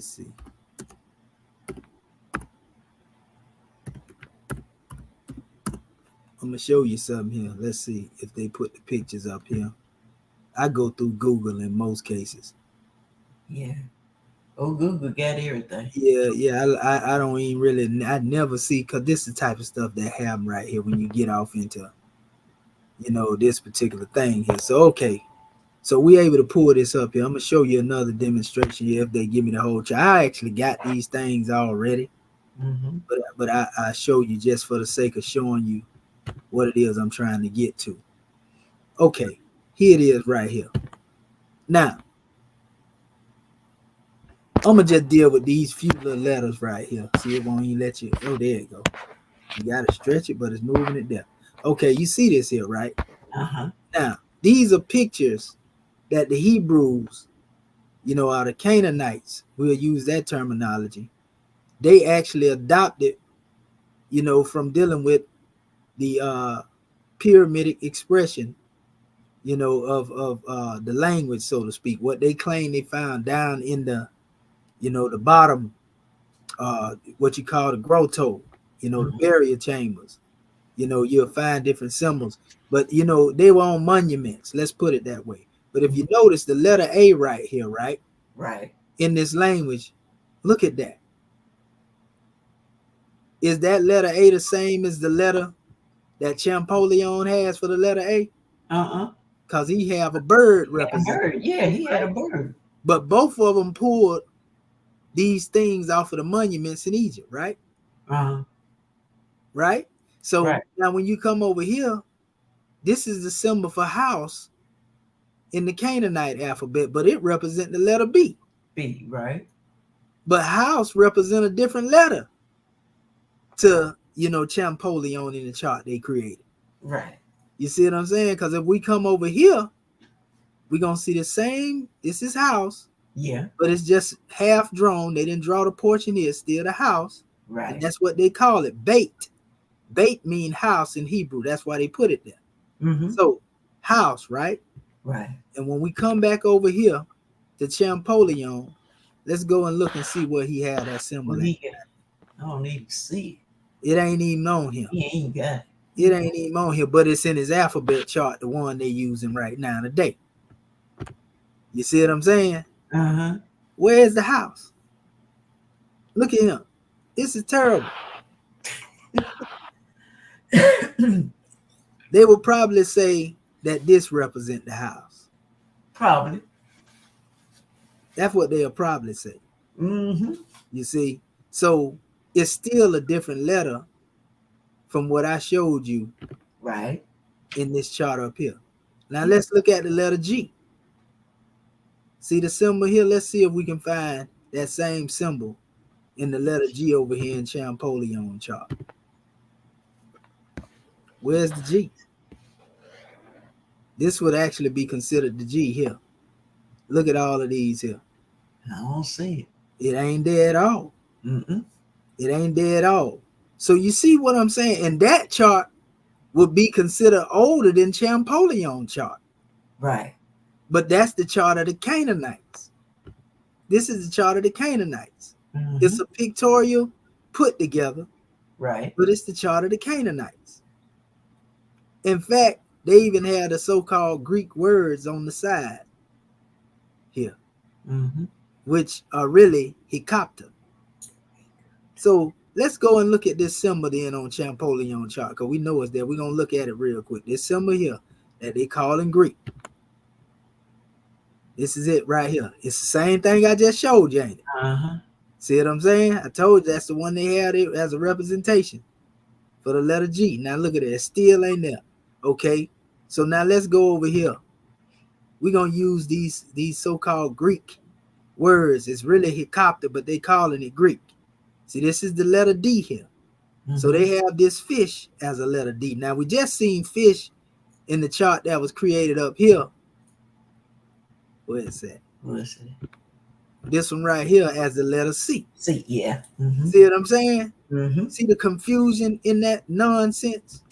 And why I keep telling our people, these people done pull the wool over on them. Yeah. Yeah. You Yeah. see what I'm saying? And I say it like that right there because it upset me about my people being misled. Yeah. Yeah. You know, and then you have those who fighting against it and don't even know it and think they experts on this stuff. Mm-hmm. See this letter E right here?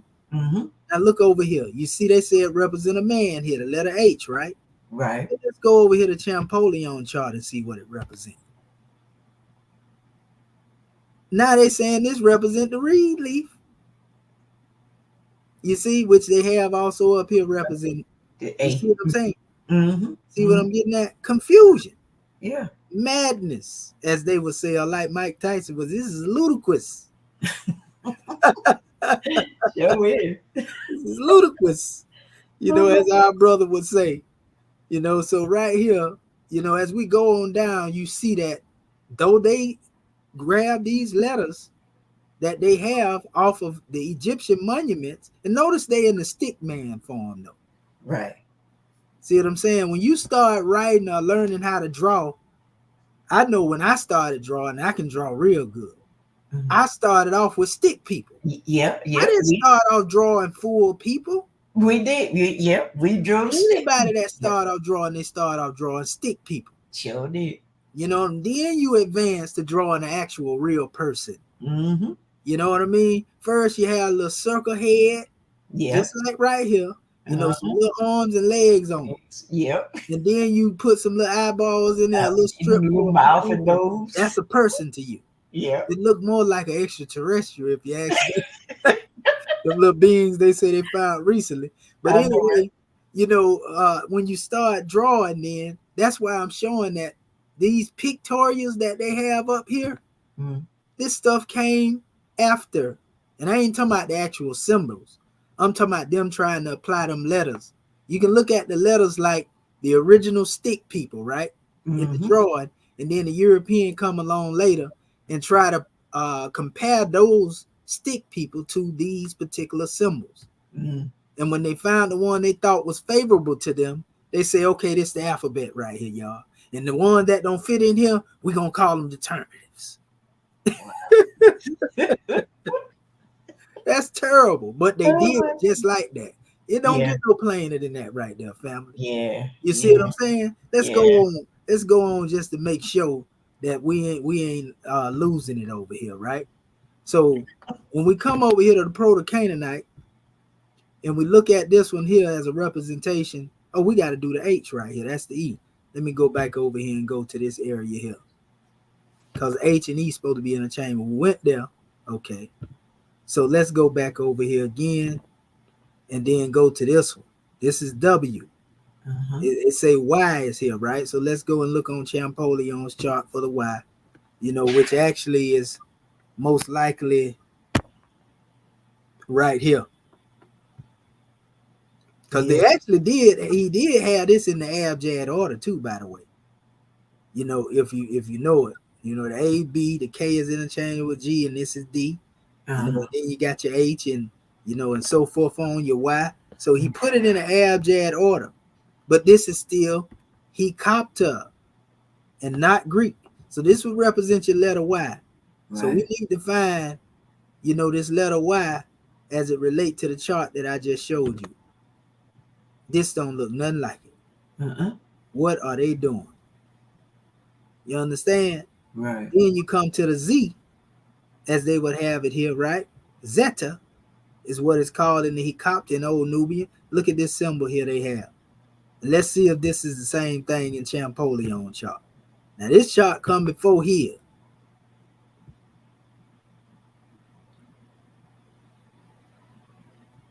Oh no. Where it is? What is Zeta? Is it even in here? It should be in He here. got it down there for the end. Is that it right there? He ain't even got it in here. Oh, okay. Yeah, he ain't even got it in here. But this is the type of stuff I'm talking about. If something is 1 for 1, it wouldn't have this many consistencies in. Now don't let me go here. Now let's do this here. Now these were actually used, by the Canaanites in this particular way. But they don't represent the same thing Champollion did. Right. Now watch this right here.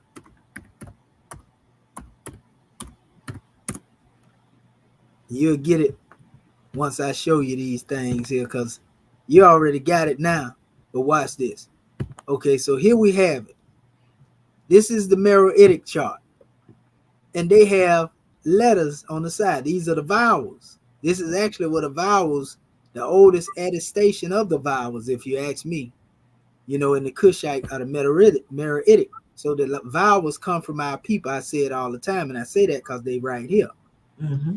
You see what I'm saying? Right. So this is the expression of the Meroitic script, though, and look. See the letter A right here? Uh-huh. Now look at the sign they have on it. Right. It's neither the sign of Champollion or the Canaanite script. Right. You see what I'm saying? So how can the letter A be so many different signs and symbols? Right. Now look at here. The letter E is not the same thing. Look at the picture there. They got a man here with his finger in his mouth, ear down. Then this is right here, the reed leaf. Okay, we see the correspondence in the reed leaf. But there it is. This is supposed to be the letter A in the Canaanite chart, but it's O in U. This is letter Y. Normally. Here, they put that there. You can see the derivation of this here. They try to bring that on, but look right here, the I. It's a man. So it's a lot of stuff mixed up, family. You know what I mean? Here it is here again. All of this is actually all of them here. You see? Like, look at this. This is the letter B right here. Right. Now, they have actually demotic letters in here too. But they saying this is the B, and you just showed what looked like the boot as the letter B. Right, right.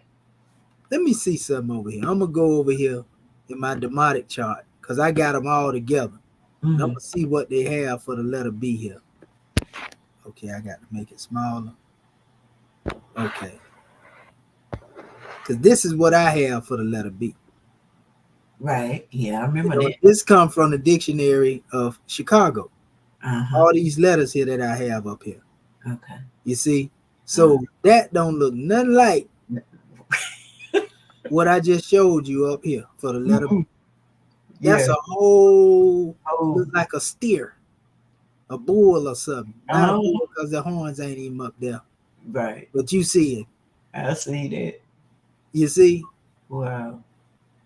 And I mean, it's just crazy when you go through this demonstration and see, the madness, so to speak.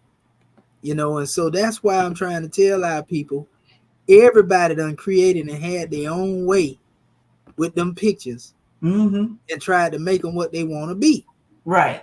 Right. But who right? Only thing I see that's consistent is the hieratic being its own language. Right. And they even, Champollion in one aspect even tried to put the hieratic next to his pictures. And that's where the drama really started. You see what I'm saying? Mm-hmm. In fact, I should have a chart with that in here, right here. Right here. There it go. This is one right here. Where they actually tried to put the hieratic next to the Phoenician letters. Yeah, I I'm remember gonna that. show you the other one I'm talking about, because I got it in here. Where is that? I got the whatchamacallit in here too. Is it that one? No, it ain't that one. Okay, let me go back up here.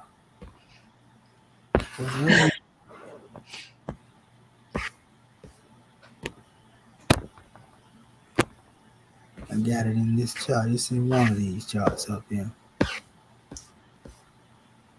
I do have another. Let me open up the other alphabet chart. I got so many charts in here now, Morris Ken. I know. With so many PDFs in here. I got PDFs all over the place. Let me see. Well, for information. Yeah, we definitely. Let me see if it was this one right here. Is it this one? No, it wasn't that one. Because I got the chart in here. Let's see, it wasn't that one. I'm going to show you the one I'm talking about, though. Okay, not that one, not that one, not that one, not that one. This was the chart I created on the Proto-Canaanite. I know y'all remember this, showing you exactly where they took the pictures from. Mm-hmm. Stuff we were just going over. Remember I was talking about the house and all that? Right. You know, so let me see here. Let me look through it a little bit more. It should have been in that chart right there. If not, I'm going to end up putting it in there. Let's see here. Not that one there. Not that one. Is it that one? Ain't the transliteration. Let me see if it's this one. Well, it won't let me go in that one. I may be able to do it like this too and find it quicker. Just give me 1 second here. Okay, let's see.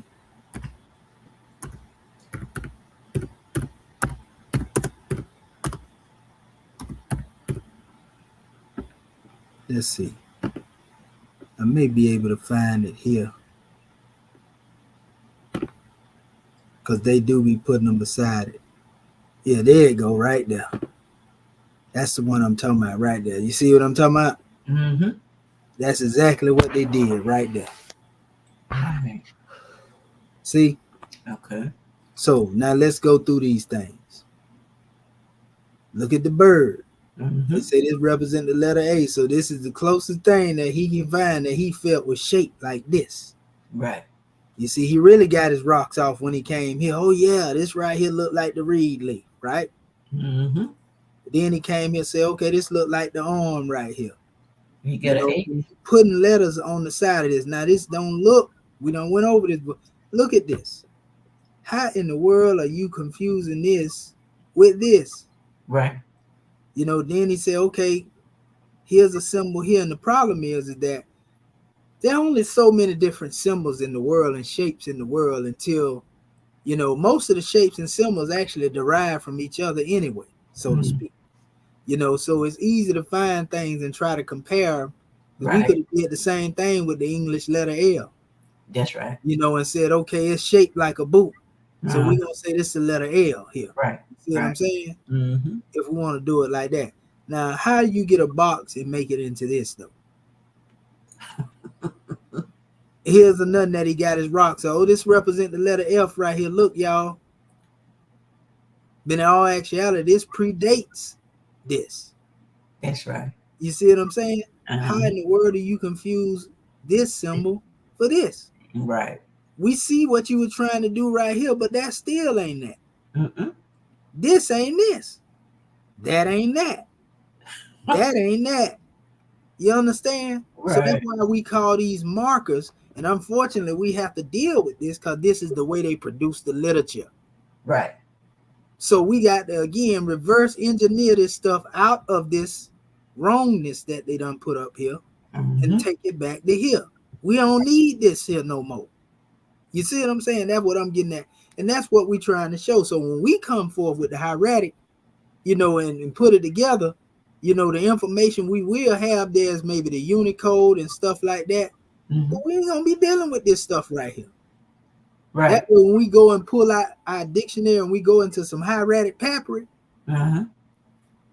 we'll deal with it from there. Because we know how the words are divided and how they are separated.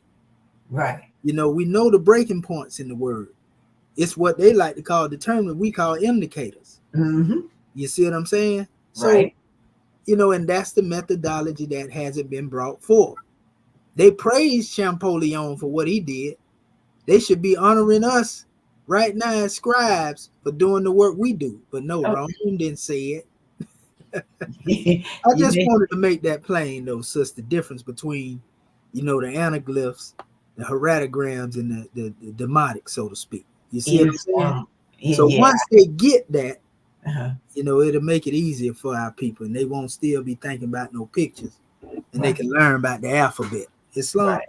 Islam, gratitude. I got it there. But you see all that confusion. Everybody created them some pictorial alphabet, but none of them agree with each other. That's right.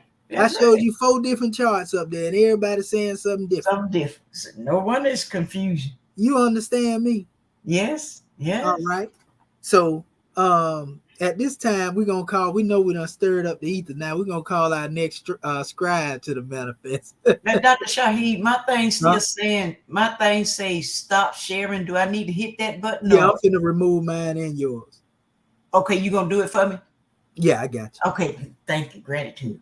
Islam, gratitude. Let me see. I don't want to do that. I don't want to kick you. There you go. Well, okay. Oh yeah, it took it down. Okay, I still see something say stop sharing though. Okay. Should I hit that? Yeah, hit that. Go ahead and hit that. Let's see. There you go. There you go. There you go. All right. Islam. Islam. All right. So Islam, gratitude. Gratitude. All right. Next scribe. Islam. This thing here grand here this morning. Islam, Dr. Bati Bey. Islam. And I didn't get as luxurious as that sister did because it was a beautiful job. And I see how she went through it. I wrote the chart and put it in the alphabetical order, and I noticed that in this order that there's a lot of alphabets like you were going over that didn't transliterate. And I didn't use the phonetical chart. I'll share this show. I just wrote it on a piece of paper and did it that way. But 1 second, let me. Present. That's right. Entire window.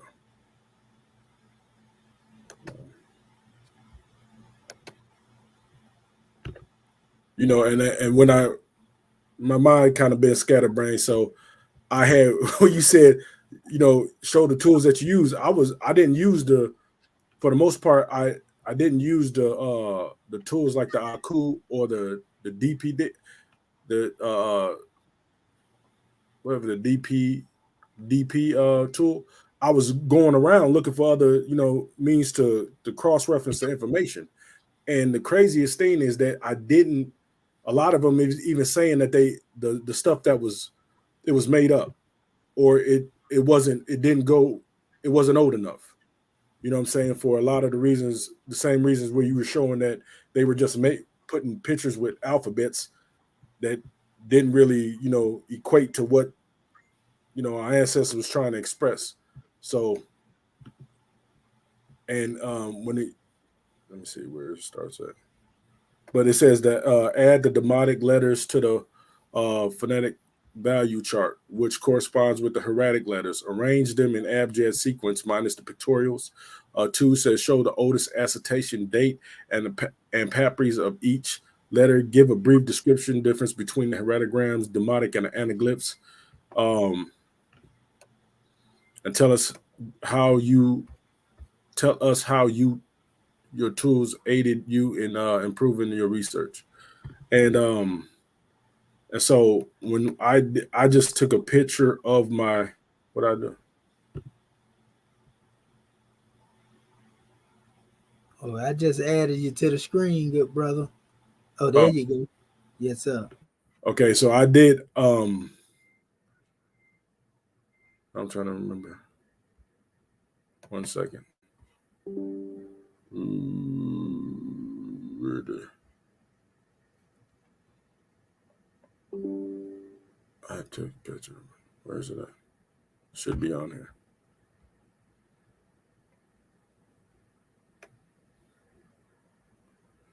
No.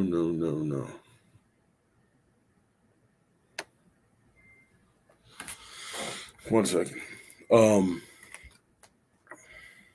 Take your time.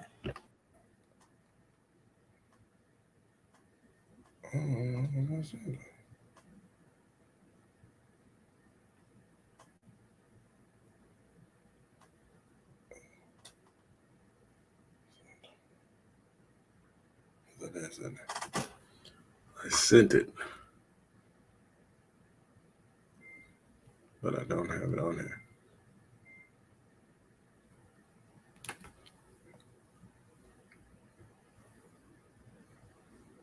Okay.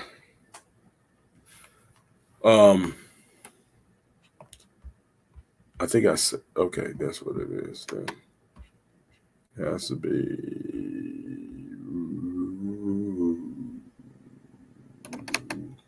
There it goes. Wow.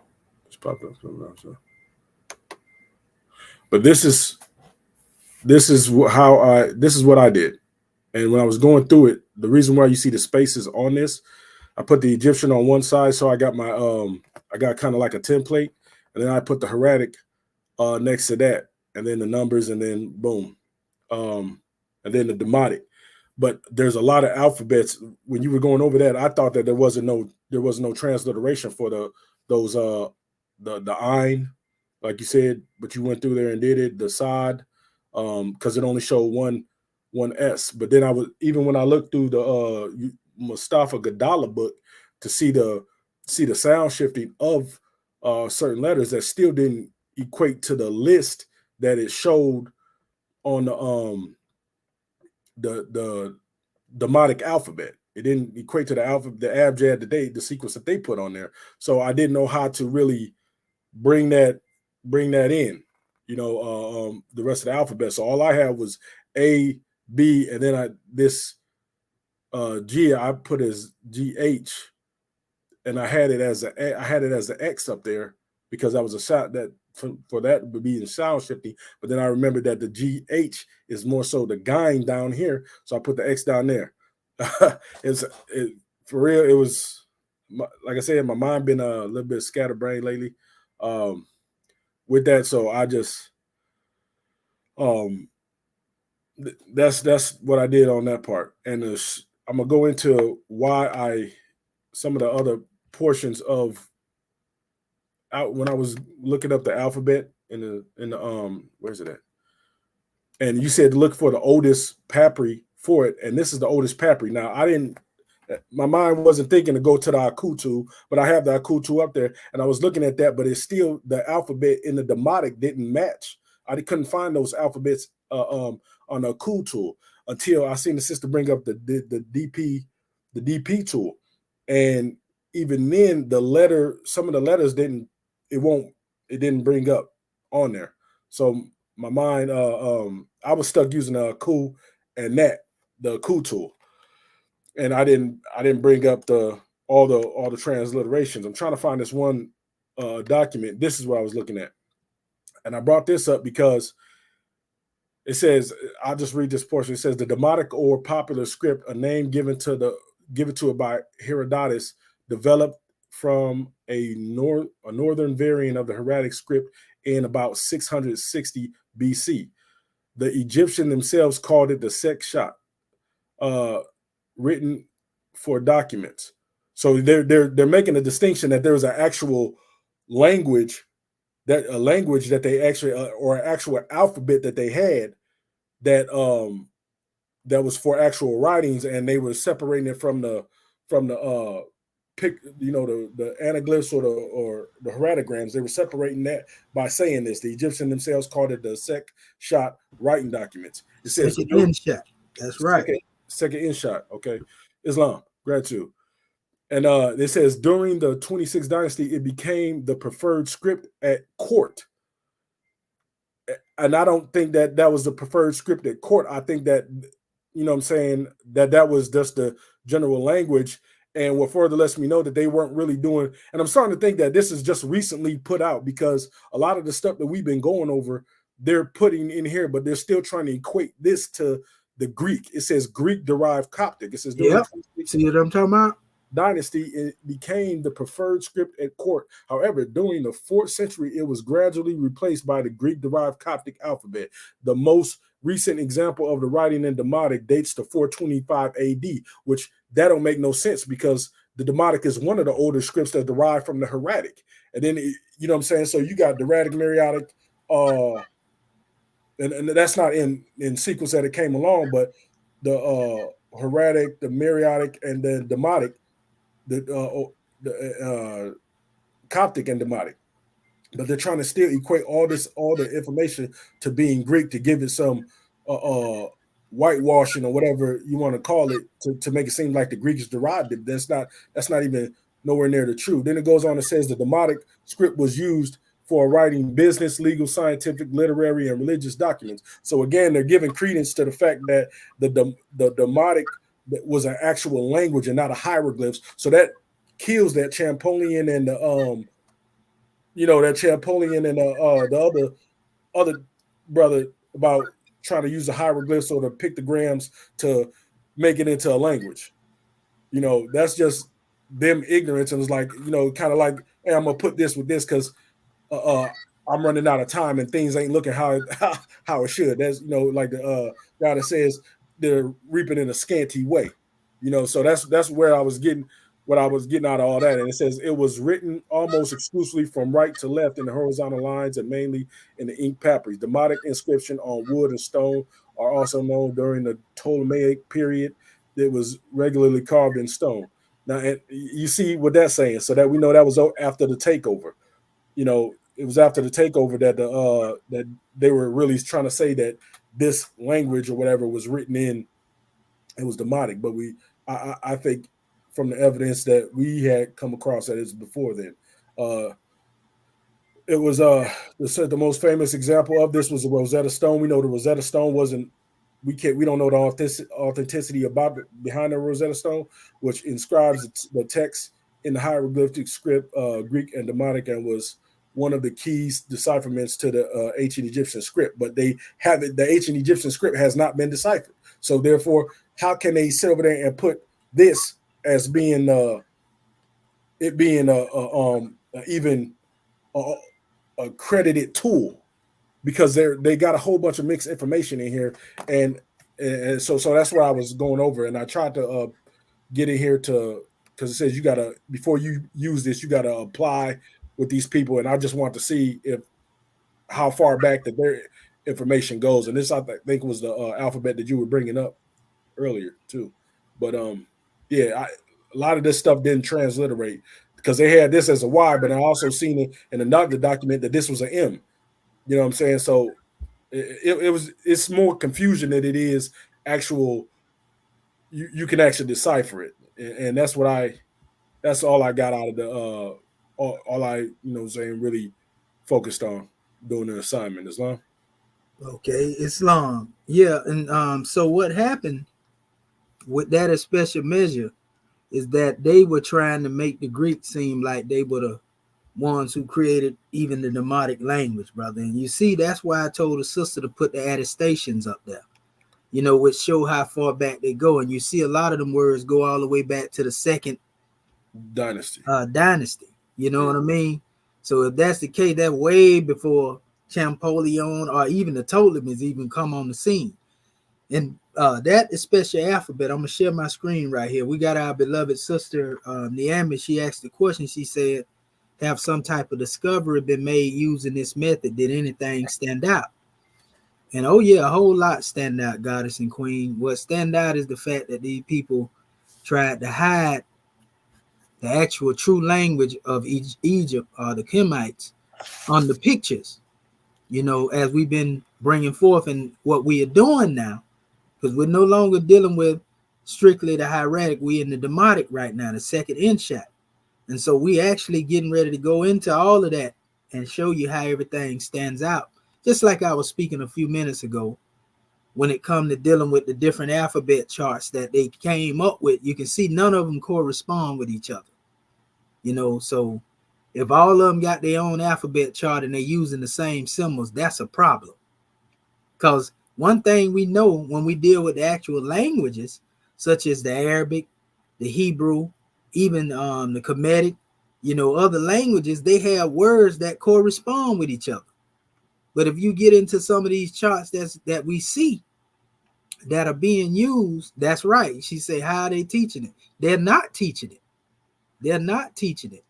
And we are the ones that's teaching it, at this particular point. That's the thing. All these years they've been teaching on pictures and teaching about Egypt, but they have failed to teach our people what we are teaching right now. They have not taught our people about the hieratic. They have not taught our people about the Demotic, which we're dealing with now, or what we call second in Shat. And so we are teaching right now. And so I'm going to go further into this and show you what's going on. For example, now what they did do is we have the dictionary from the Chicago Institute that exists in the Demotic. And I'm going to show this to you right now. It's actually in the site too, and I can go there from here actually, but I want to go to the actual site as well. So what I'm going to do, I'm going to share my screen first.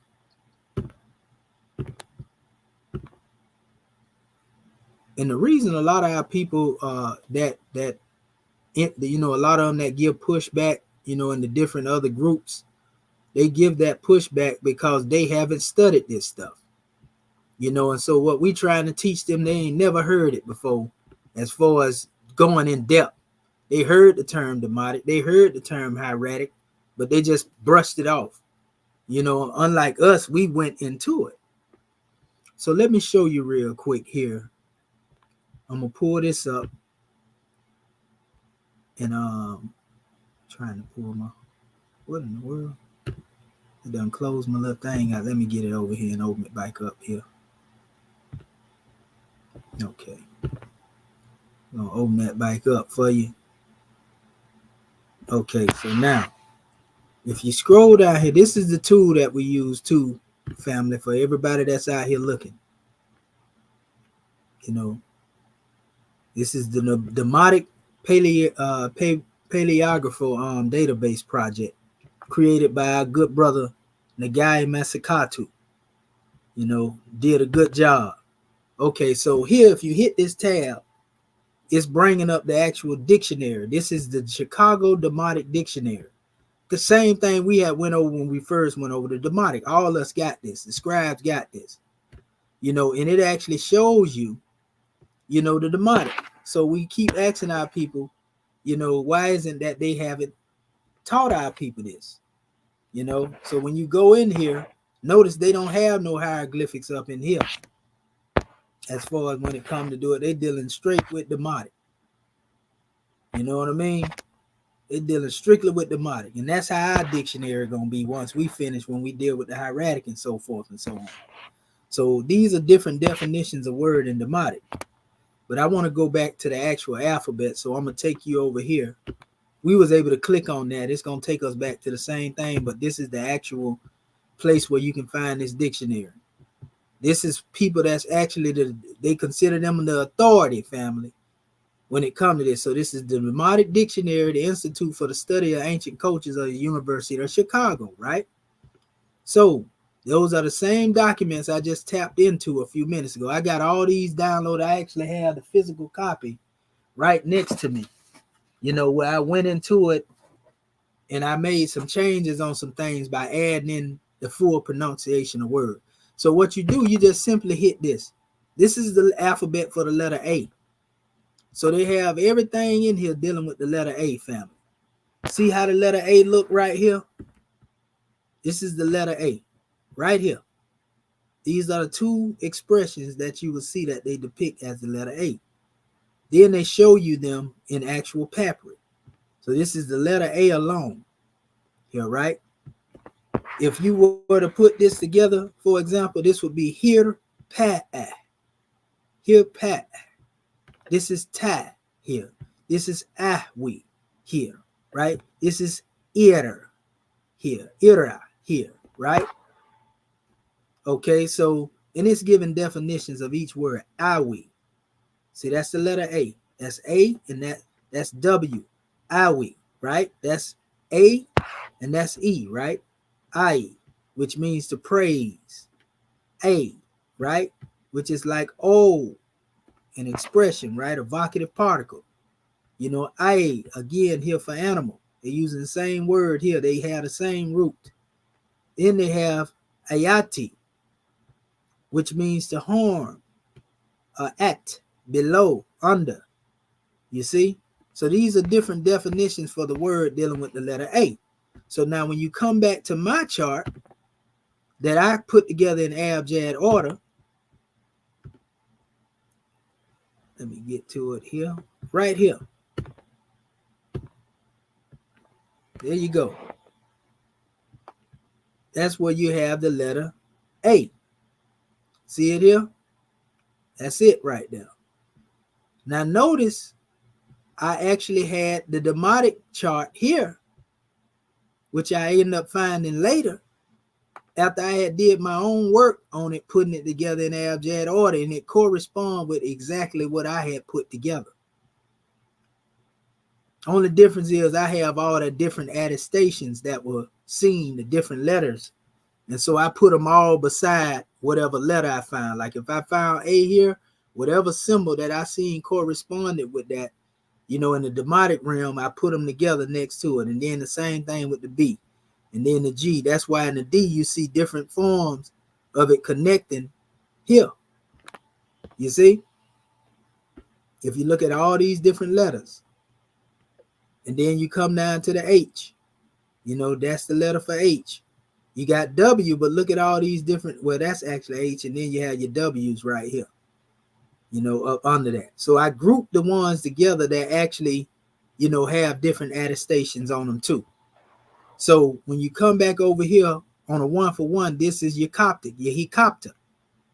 You see? The Hecopter is what would correspond with the Demotic, because the Hecopter derives, you know, itself from the actual teaching of Demotic, so to speak, as opposed to the other way around, the way they were trying to say in that other measure. Because, you know, remember, you had what they would call it in the order. They would always put, you know, the hieroglyphic first, then they say hieratic, Demotic, then they say Coptic. And then they would say, you know, your Arabic come after that. So how you going to say Greek was there when they don't even mention Greek in the sequence of those special alphabet systems that come into existence in the order I gave it?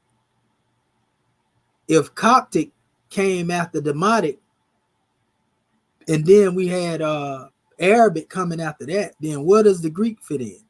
Because the Greek that they call in Greek is what they created, but it was really already in existence under the terminology Hecopter in Old Nubian. So their concept of the Greek language is really the Hecopter. It's really the Old Nubian. That's why the alphabet is the same. You got me? And so that's why this is the Coptic, Hecopter, the language of the house of Ta, that is being compared to the act. So this is Egyptian being compared to Egyptian, as opposed to Egyptian being compared to the European so-called Greek. We got to change that narrative. You know, we got to get that garbage up out of here that they've been talking about. So this is the letter A here. See, it corresponds with my letter A. And this is my chart before I found this stuff here. Before I found this chart here and put it together, it was just this portion. And Marvin Edward Bay will tell you, I actually was dealing with, in fact, I was dealing with the Hecopter right here. I was dealing with this chart. This is the actual chart that I used when I was going back and forth between the letters, because I seen, wait a minute, you know, as I seen it up there, you know, I was able to bring it forth. And so I found out that it was exactly how I said it was. And so when you look at it here again, you know, you got your G, and they have it here. And if you look over here, this would be the expression here, because that was the only one I found in the alphabet chart, you know, that I had. But going in a letter by letter aspect, so let's look at this. I have this as the letter B, as I told Sister Curta Bay. Now they use a hieratic letter for the letter B, which she pulled up. You see what I'm saying? But this is the actual Demotic B. Right here, this symbol here. Now, let's go to the dictionary that I just showed you. Let me go back. See B right here? Because they don't have it in abjad order like I do. That's the letter B. You see that alphabet right there? Now let's go into it. All you got to do is hit it. See what I'm saying? Now, this letter here, see how they have that? That's another attestation right there. But this is the main B letter. So you see that right there?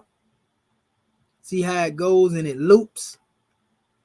See, that's a different thing. But if you was trying to do like these people do, you'll be doing the same thing, you know, that they doing and getting it wrong, so to speak. You know, and so they have expressions of the letter B and what it represented here as well.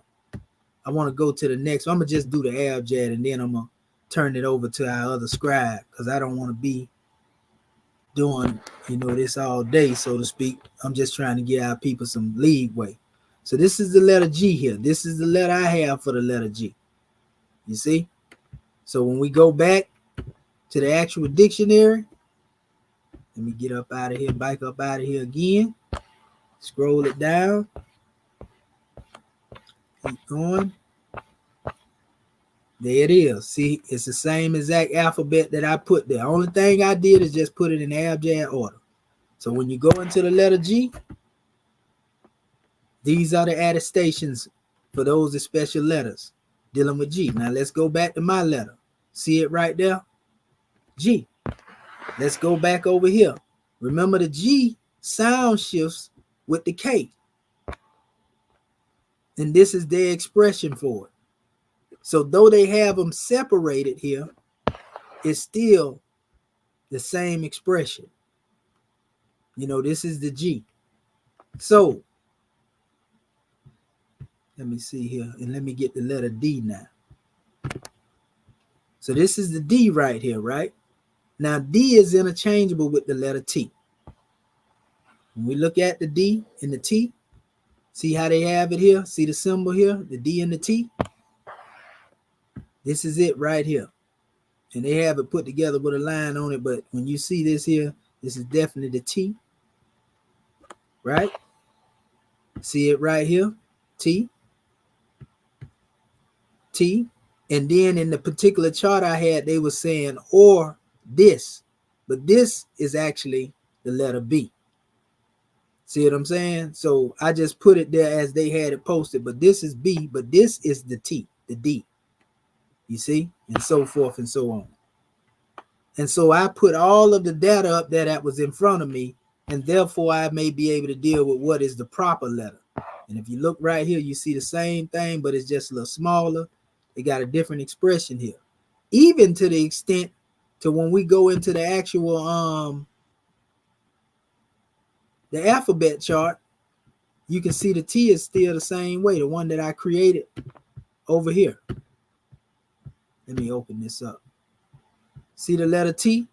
This is why I was saying we was talking about putting the Demotic letters on the side of them. So that letter T that we see would actually be put here for the Demotic. It's the same expression right here. You see that same thing? So we can say the hieratic letter T was carried over into the Demotic base. See the D right here? You see? And then up here too, the T. So it's D, T, T, D, T, D. You know, all of those particular measures were carried over. This would be more of the D, a harder D. And it was different from this one. you know. So let me go over here real quick, back where we was. Okay, not there. Yeah, here it is, right here. So when you go back again here to this area, I want to show you the D in this particular area dealing with the Chicago University. Don't confuse this for D. This is JED. This is D and J, JED. You see? That's what that represents. So a lot of people do that. They confuse JED with that, the letter D there with JED. Pardon self. Where is it? And it's actually found here. This is your correspondence here. See how they have the D and the T together? See the symbol up here, the same one I just showed you. Let me go back to my chart so I can show it to you here.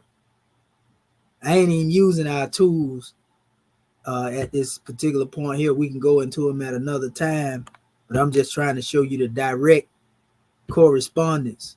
This one here, and then when you come right here on my chart, and you look at this letter D again, there it is right there. So I put this together accurately, but you can see the attestations in the different charts. You know, it took time for me to do this. This was the hardest chart I ever had to try to put together, to be honest with you. You know, I was really like, man, this Demotic something else here, but nevertheless, I was able to put it in the abjad order: A, B, G, D, head, wall, and so forth and so on. That's the Demotic order of that whole thing here.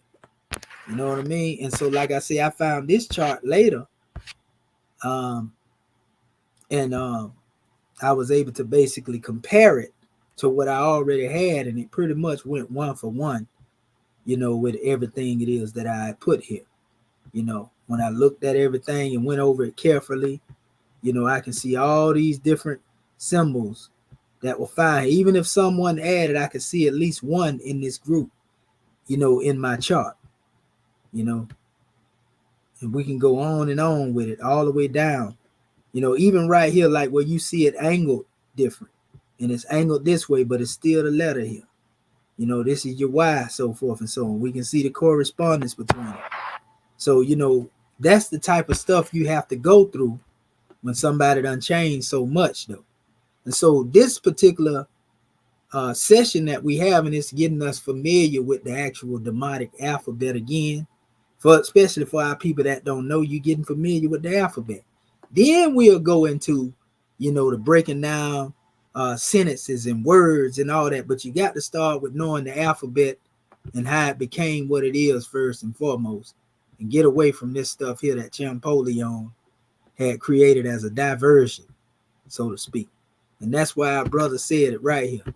Let's pull it up real quick.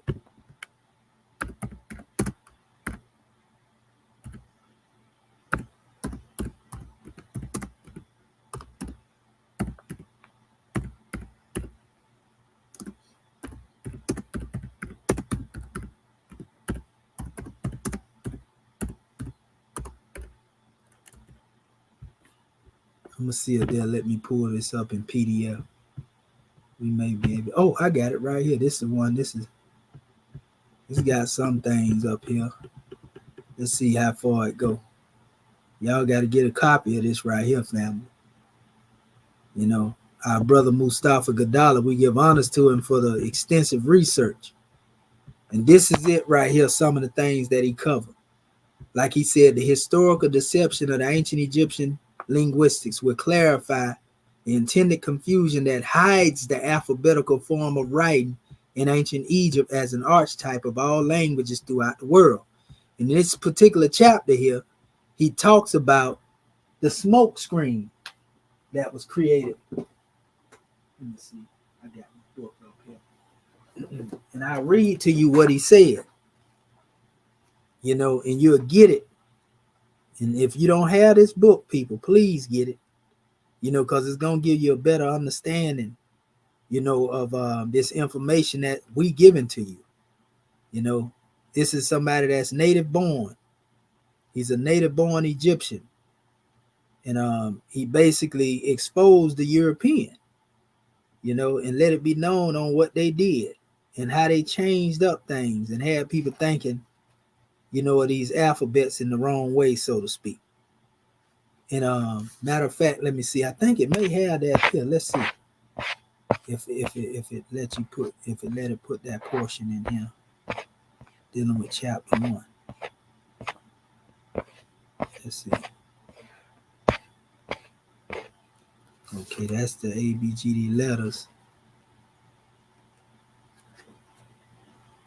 Let's see. Okay. There you go. They gave you that. He giving you order here. He gave you that. But it stopped right there at the actual alphabets. But in the book, he made this statement. I'm going to see if I can see it here. If they'll pull it up here. If you can't pull it up there. Sometimes you can get an ebook and peek into it. No, they ain't let you peek into it there. Let me see. Because it's a particular statement I want y'all to see yourself. This is the book, people.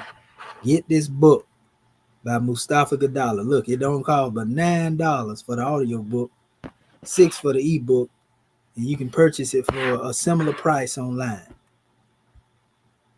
Okay? Let me see here if they let me get it. So they ain't let me get into, you know, none of it really right here online. But what I will show you is where he made this statement, and I'm reading from page 3. It says the historical deception of the ancient Egyptian linguistics, which is what we was talking about earlier. That's from this chapter right here, family. Again, let me blow this up.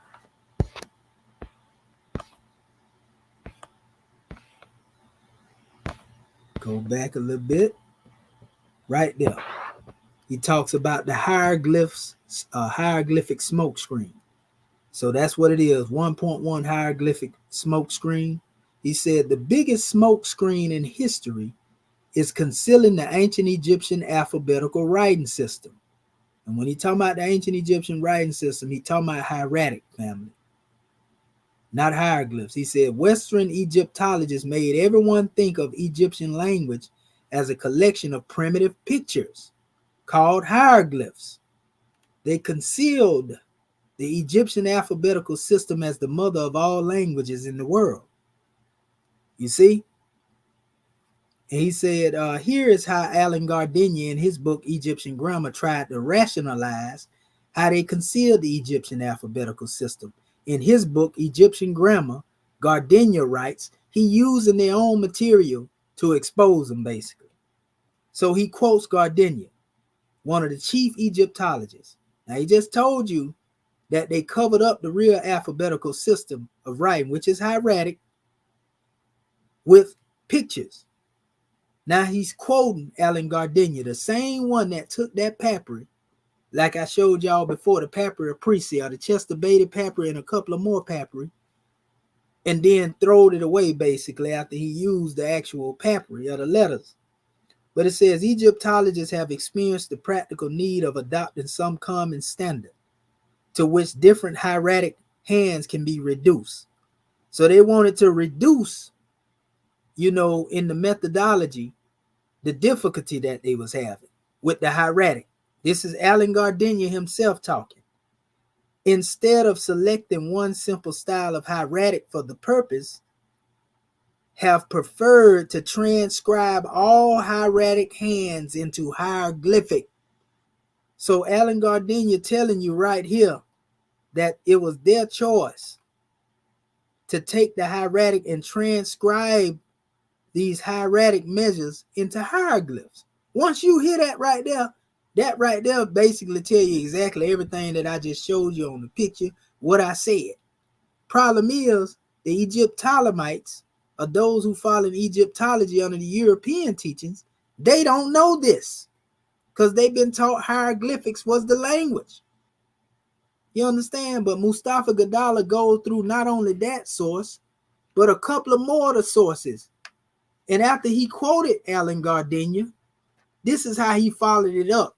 Mustafa Gadala said, Gardiner's explanation and justification for burying the alphabetical hieratic writings assures there were various forms of writing for various purposes. The very same Western academics never used the same lame excuse with Greek, Roman, or any other language in the world. This lame excuse was only used in the Egyptian writings to deceive and conceal the ancient Egyptian alphabetical writing language. There is not a single reference prior to this in the 19th or 20th century. And I keep telling y'all, man, some things went on after the 19th, 20th century.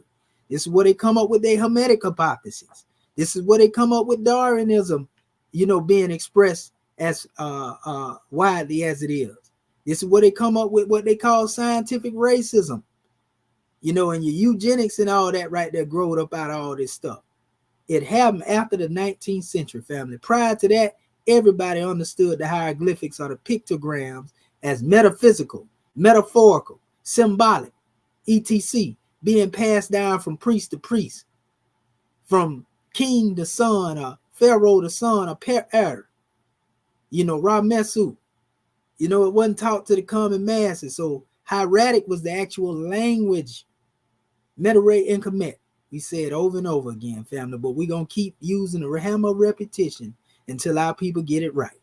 So there's not a single reference point to this in the 19th or 20th century Western Egyptologist conspiracy that stated a relationship between the hieroglyphics, pictorial signs, and the hieratic Demotic alphabetical sign. He's saying that before the 20th century, there is no reference to people trying to compare pictures to the hieratic letters, like I was showing y'all, until after, your Champollion and all that. It says, on the contrary, every single reference stated explicitly how unrelated they are. You see how unrelated they are. And I just put this up recently, dealing with the language in and of itself. It tells you that they are different from each other. So it said also, let me see here. It says the ancient Egyptian alphabetical form of writing, the most eminent authority on the languages, Isaac Taylor, that's another one of the Western academic Europeans, in his book, The History of the Alphabets, Volume 1, page 62 says, the immensely early date at which the symbols of an alphabetic nature are found on the Egyptian monuments is a fact of great interest and importance. It is of great interest in so much as it constitutes the starting point in history of the alphabet, establishing the literal truth of the assertion that the letters of the alphabet are older than the pyramids, older probably than any other existing monument of human civilization. This is what they're saying about the actual alphabet. And we know this to be true because the hieratic alphabet was used by the in the diary of Mariri, which is said to be the oldest. Let me show y'all what that is real quick.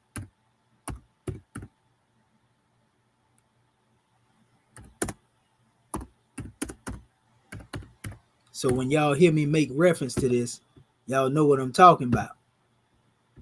This is the diary of Mariri. Again, written in hieratic. But guess what this document is talking about? This is the oldest papyri and writing in the world. Notice they always putting the hieroglyphs up here, in the actual hieratic language. You know how old this is? This is older than the pyramid because this document represents the blueprints that were being wrote about the pyramids being built. You see? And it's called, it's also called the Papyri of Wadi al-Jar, So see all this hieratic right here? And this dates from 4500 BC. See what it says? The papyrus from the early 4th dynasty. And 2500 BC is the journal, daybook, logbook of Inspector Mariri, who perhaps wrote it, would read and pen himself, and was in charge of a team of about 200 men. So this is like the foreman on the job. It is in fact the most ancient inscribed papyrus ever found in Egypt. It dates from the reign of Cheops, Khufu, as we must call him builder of the Great Pyramid. See, it in fact dates from the 27th year of his reign when the pyramid was actually being finished. So this is dealing with, the actual writing.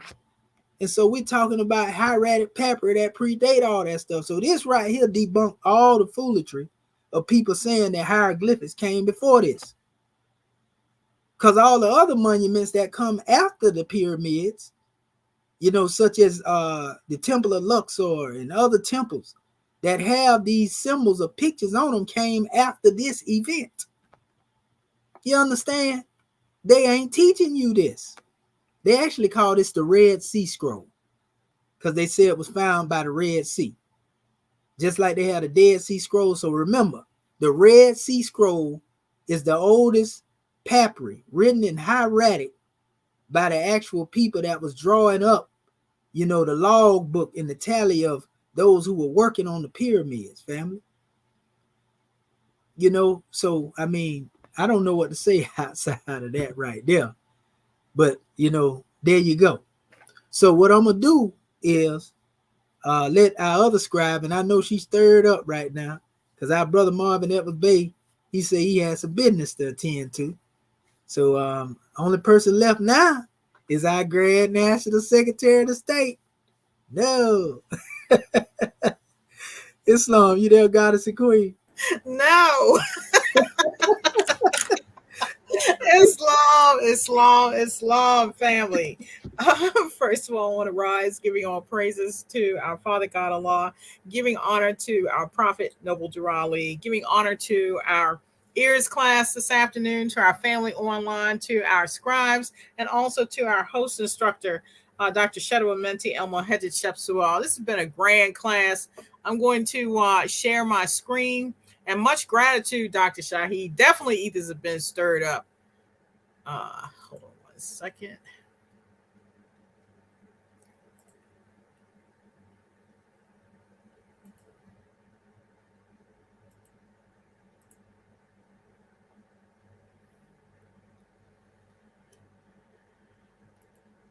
Right. Okay, let me know if y'all can see my screen. Oh yeah, we see it very well, Grand Secretary of State. All right, gratitude. Let me just make this a little bit bigger.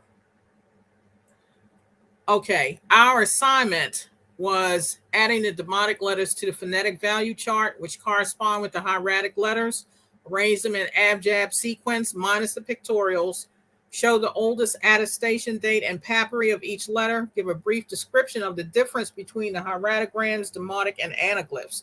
Tell us how the tools have aided in the improvement of your research.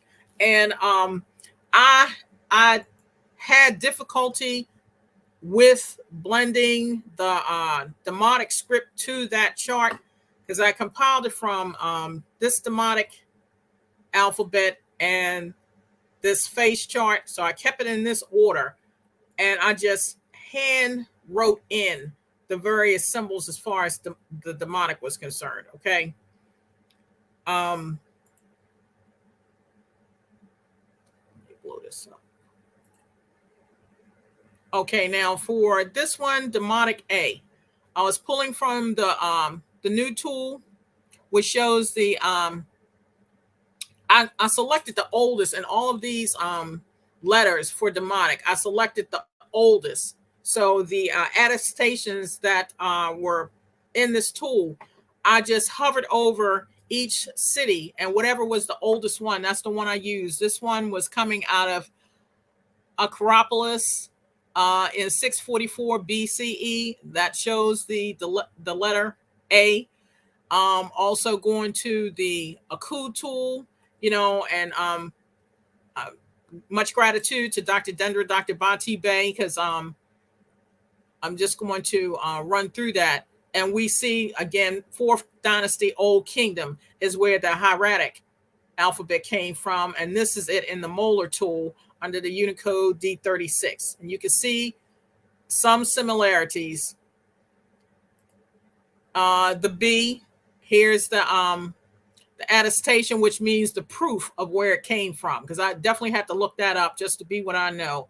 This one is coming, the oldest that I saw was coming out of Thebes East, 556 BCE. And again, pulling from the other two tools that were listed in this new tool that we have, showing the hieratic, what their pictorial symbol is the actual hieratic letter in both of these cases, and that here's what it looks like in the letter B for hieratic, as opposed to this is the Demotic.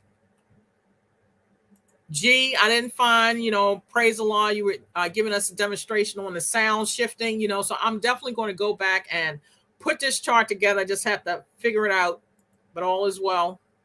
Demotic D, I used for attestation. Acropolis, I had a lot of Oncopolis, Acropolis, as far as where they pulled the attestation from, demonstrating the oldest level in that new tool. This one was 644 BCE, the oldest one that I found. That's the actual Demotic letter, how they used it.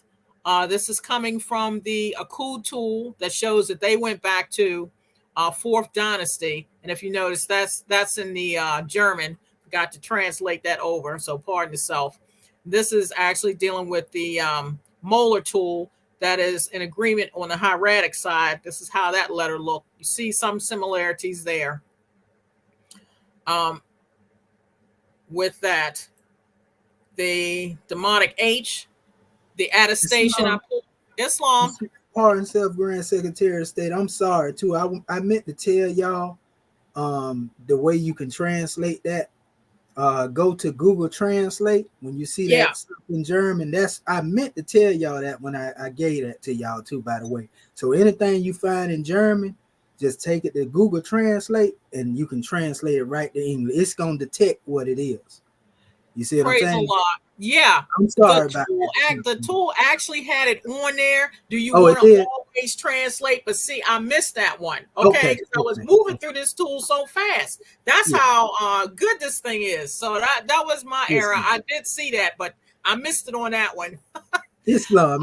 Yeah, I was apologizing because I meant to tell y'all that too, and it slipped me. But well, it's you good told us as well. Okay. It's Islam. Gratitude. Praise the Lord. This Demotic H, the 644 BCE date of writing, as far as this Demotic H is concerned, and then we compare it to the hieratic, which again, we're not dealing with the pictures, we're dealing with the actual symbol, the Old Kingdom 5th dynasty, and also that's the letter H in the molar tool. Again, W, the attestation or proof where I pulled it from, the oldest date, 650 to 300 BCE out of Cairo. Well, I'm sorry, out of Memphis. And, Rome wants to put the chick here, which you gave a beautiful demonstration on, separating, throwing out the pictures, but that's what they have, influenced the world for. This is what Demotic is. This is the Old Kingdom as far as the hieratic language. And you can see, even in this tool, they still try to place that chick there. But you can see the similarities with this and this, because these are the actual letters. This is hieratic, that's Demotic.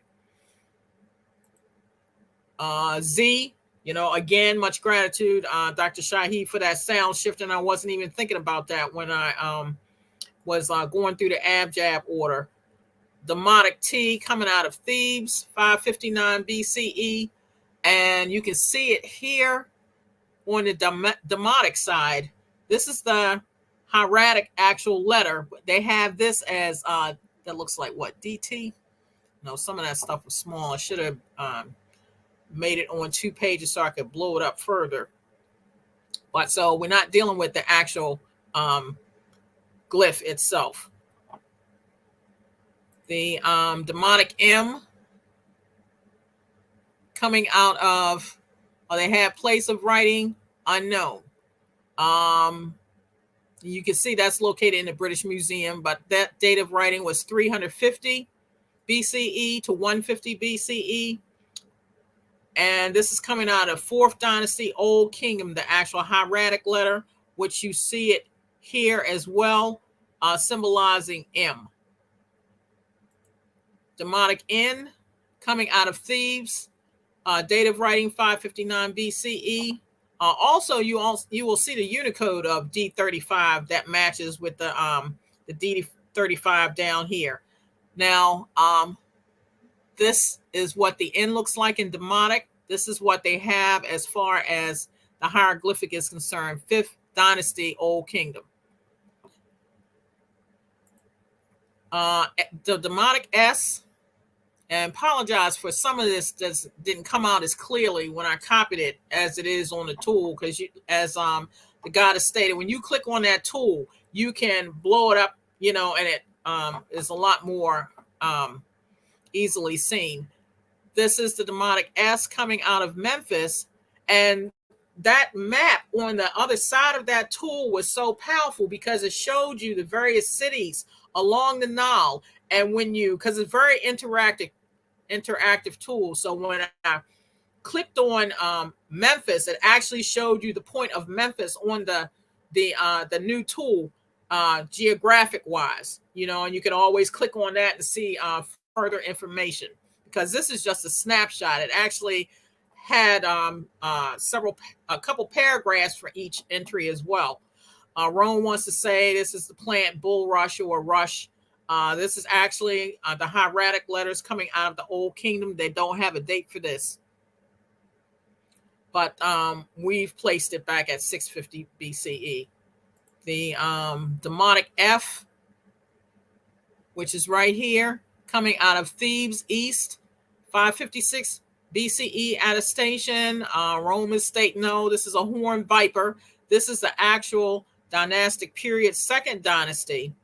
And you can also see the similarities here with this. It almost look like a wow or snake. You can see where they talking about some viper thing, you know, but it's neither here nor there. And they've got that as F as well on the hieratic side.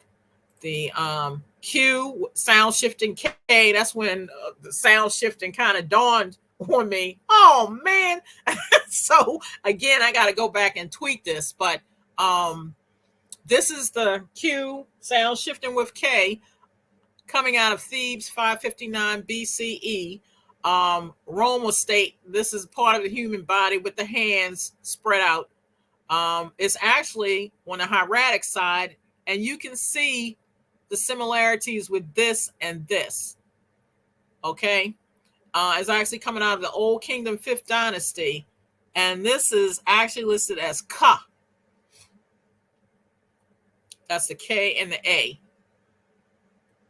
And the last one, the Demotic R, coming out of Acropolis, date of attestation 644 BCE. And this symbol here is what Rome tries to place as far as their glyph is concerned, is actually, and you can see the similarities here, where 4th Dynasty, Old Kingdom, you see various variations of that. And it's also got down here the word or letter R or Ra. So that's my measure. Gratitude. Oh, Islamism and gratitude. Islam is my attitude. Praise be to Allah. Want to give honors to you, scribes, you know, because y'all definitely made it plain. And that's what we talking about, Moors. You know, it don't get no plainer than that, the way that y'all demonstrated. And the drawing, just like when we deal with the attestations, we noticed that majority of the years that they were given were between the same years Brother Bati Bey was speaking of. Now, the thing with that is that, excuse me, some of those letters, you know, as we see them, and they come on the manifest during the attestation that may be with, just say 650 BC. But it actually is coming from the hieratic letter that originated, you know, in an earlier period. So it's just like I always say, when we look at the word Phoenician as it relates to the Phoenician alphabet, and we see the Phoenician alphabet is what it is, and then you later see an alphabet which is the same thing, but they call it Greek, or they call it Minoan, or whatever they call it. It's still, before it became known as Minoan, these other places came about later. It originated, you know, at an earlier period. And it's the same thing with the Demotic letters. Some of the Demotic letters are spot on with the hieratic. You know, they carry all way over from the hieratic into the Demotic. But then there are certain languages that are distinctive too. I mean, not languages, but certain letters that are distinctive, in these special measures. And that's where you can see the difference between the two and which ones may have surfaced at a later period, show enough, as opposed to the one that actually already existed in the hieratic script. And that's why we said when you're dealing with one, you pretty much somewhat dealing with the other, even though that they are different scripts.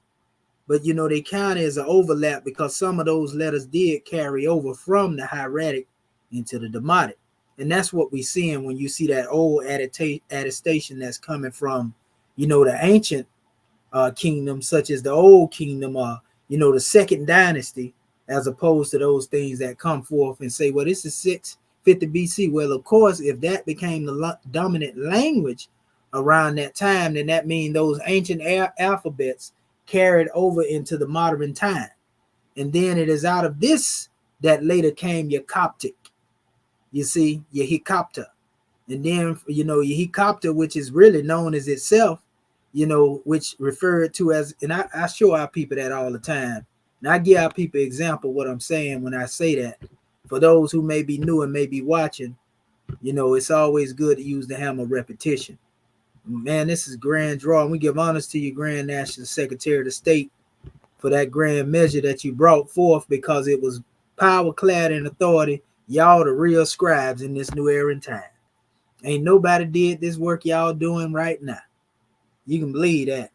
And so this is the prime example of what I do. And I do it just like I did a few minutes ago. Because somebody gonna need this, as I think about it, the more. It's the reason why this thing keep coming back up. It's meant for me to use this hammer of repetition. That's what you do. If I was on a site and I was trying to build something, and I'm trying to bang some nails in, and them nails keep bending on me or they keep coming out, I'm gonna keep going and pulling that nail out until I get the proper one that's gonna go all the way in there. And so that's how I'm looking at this. So once you understand this, if you notice it says Coptic language, St. Mark Coptic Orthodox Church in Houston.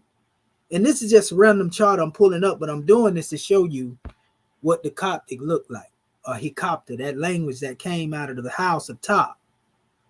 You see, so when you look at the Hecopter, notice it's Alpha, Beta, Gamma, Daida, E, Sol, Zeta, Ita. Same expressions of what people would call Greek. But this is the Coptic language. So if the Coptic language, according to Egyptologists, came after Demotic, then why are you calling it Greek? And why are you trying to act like the Greeks gave birth to the Hecopter? When the Greeks that they so-called have, according to Stolen Legacy, our brother G.M. James will tell you, they studied in Kemet. So Hecopter is, basically where they get the word Egyptian from. Hecopter, Egyptos or Egyptos, Egyptian. You see, Hecopter. Just like when you use the term Hyksos. Hikakasut is the Kemetic word for Hyksos. Hikakasut, Hyksos. Then we come into the English, it's Caucasus. You see, the Caucasus Mountains is where the Hyksos come from, which we call Lower Kemet, which is really, on the map, if you look at it, look like it's in northern Kemet, northern aspect of the Nile, but, upside down. The map of Aquebulon is an upside down map as well. It would actually be Lower Kemet, where they come from. Hence, Lower Kemet metaphysically represent the lower nature, the lower self. Materialism. We gave birth to them little demons. But that's a whole nother measure though, family. But going into this special drawing, this is the Hecopter. And once you understand this, you will not call it Greek anymore. The Coptic predate Greek. I don't care how many Europeans tell you that the Greek gave birth to the Coptic. Y'all know better than that. That don't make no sense. How the Greek gonna study up under somebody and give it? And this is another expression of it. This is called Sahidic Coptic. Still Coptic because they're different dialects of the Coptic too. You have to know that. And this is the Sahidic Coptic here. You know, that was just a random alphabet. This is actually Sahidic Coptic. And notice again, it's alpha, right? Beta, gamma, delta. Same thing that they speak of when they talk about Greek. E, right? Zeta, right? Heta, right? Theta, right? Iota, right? Kappa. So we can go on and on and on. And they actually say Kappa, you know, in most states. This is where you get your Greek organization from, they would say. But really, and that's why they'll be trying to low-key say, no, the Coptic, you know, are really the Greek organizations are really, you know, our people. But y'all talking about Greek. If they're your people, then wouldn't they be Hecopter organizations instead of Greek organizations properly? You know, if you're looking at it, and DeSantis is getting rid of them right now. So now let's look over here. This is another Coptic chart. All you got to do, I mean, we can't make this stuff up, family. Problem is the chronology that Rome has given our people. They accepted the chronology and their narrative on how these things came to be. And so they are going by that because Western academia have that in their records that way, and they believe in it. Me, I ain't going. Just because Rome said it, I don't accept it. I do my own research, and it don't make sense, again, for no Greek to be producing no Egyptian alphabets. Make it make sense. So again, nevertheless, you know, when you look at it, here it is again, another chart. Now, let me show you again why I say also known as Old Nubian. So all them Bibles they be talking about was translated in a certain language. They were actually translated in Coptic. You think it's a game? Watch this. And you done probably seen some people give debates on this right here. What they call the Ethiopian Bible is said to be the oldest Bible in the world. It's a Coptic Bible, family. You see what I'm saying? It's the Hecoptic. It ain't no Greek. You know, we got to stop letting these people fool us. See that right there? Look at that. See, they told you that was Coptic writing right there. I mean, Greek writing.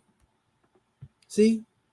They got whole biblical translations, and that's the original text. So if you really want to get in there, you got to know some Hecopter.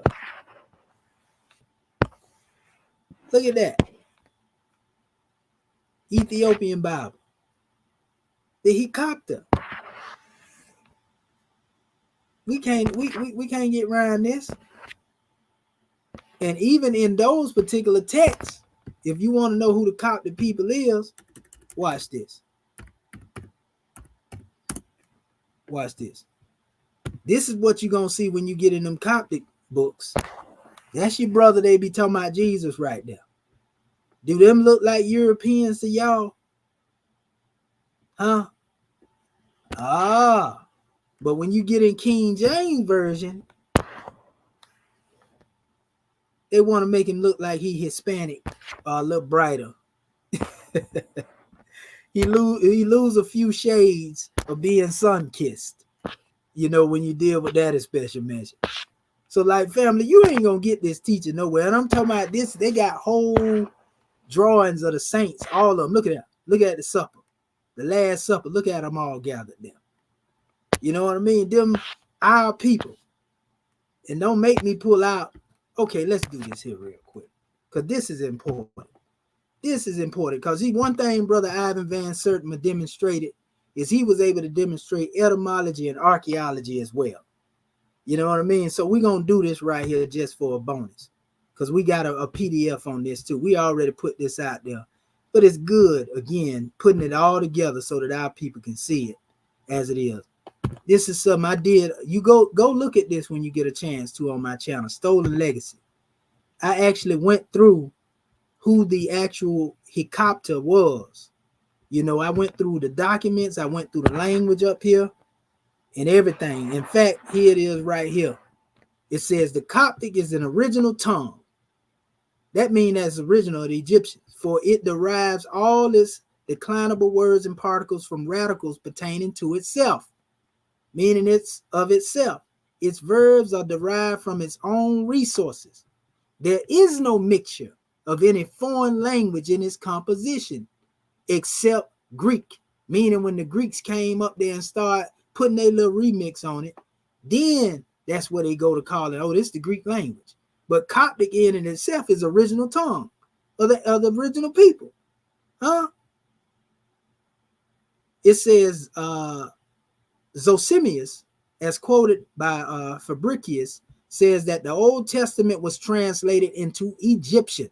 I just showed you the Egyptian Bible when the Septuagint translation was made. Why don't y'all know this?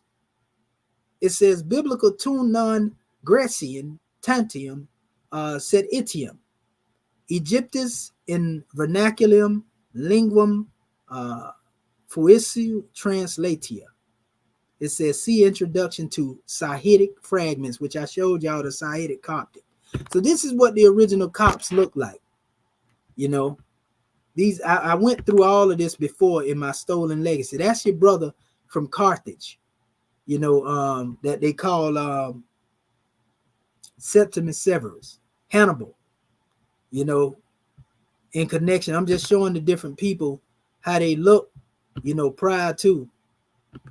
And I actually had the dates on here. That's what I'm trying to get to in this particular PDF. Because I actually showed, you know, how the Etruscans, see where it says 700 BC?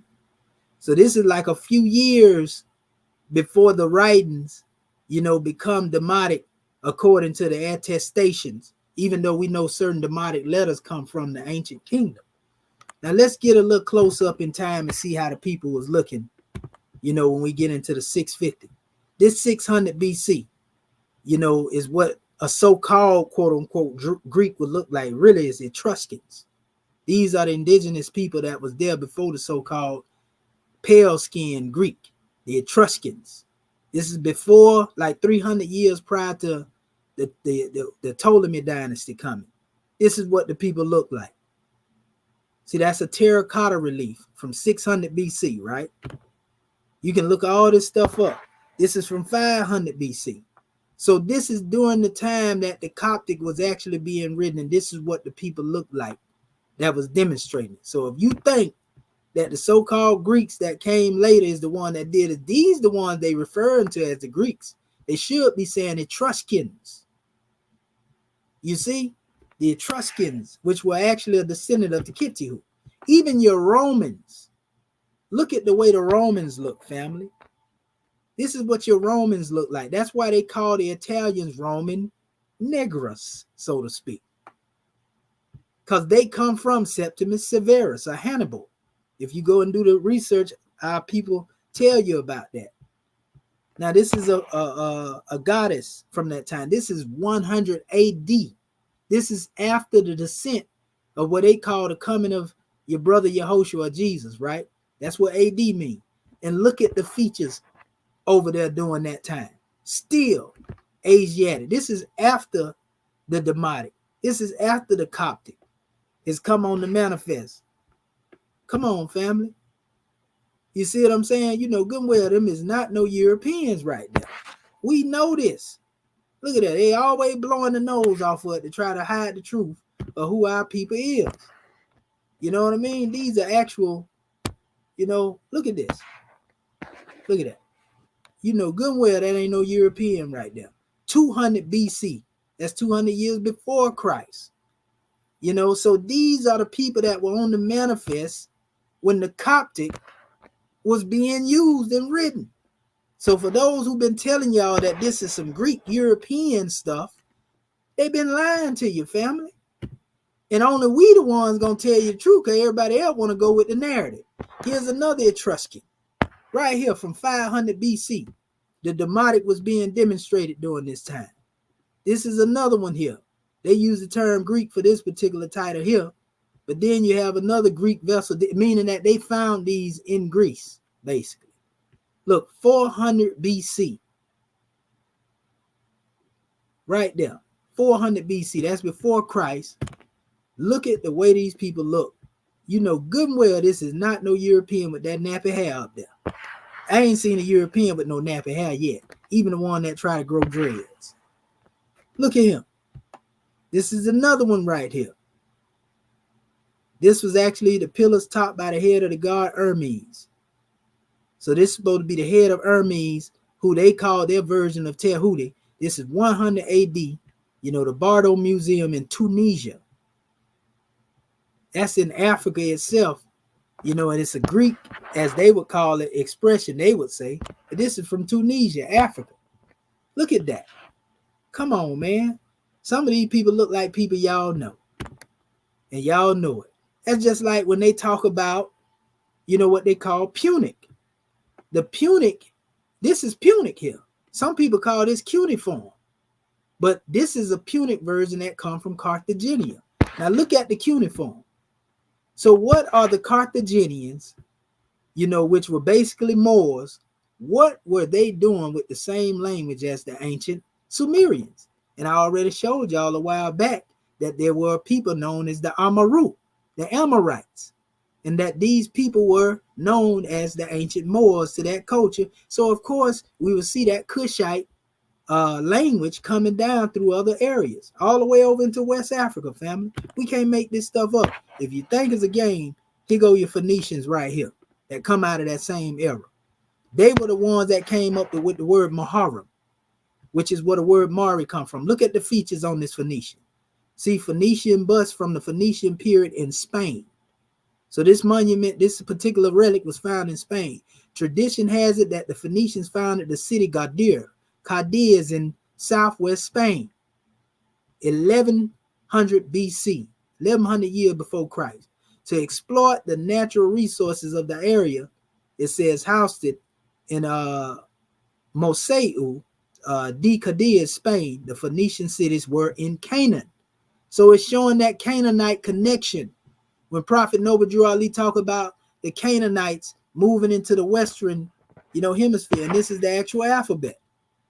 Now notice in this alphabet, it says descendants of the Phoenician alphabet. Notice I got that expression of Proto-Sinaitic up here in the Canaanite language, and then they have the Phoenician, which is the most universal lingua franca alphabet that also was adopted by Hebrew. See, they calling it Old Hebrew here, and look at the letters.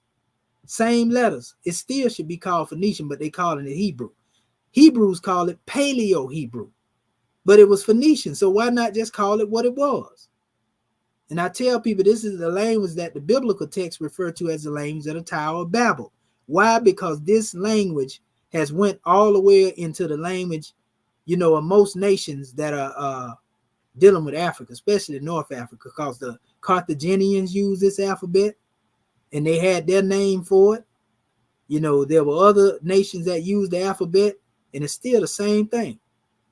You know, and then come your Aramaic and all these other languages that come after that.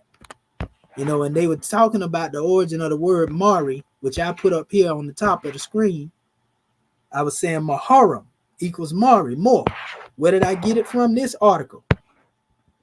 And this article is from a book written 1838, Marus Promides Appelantes.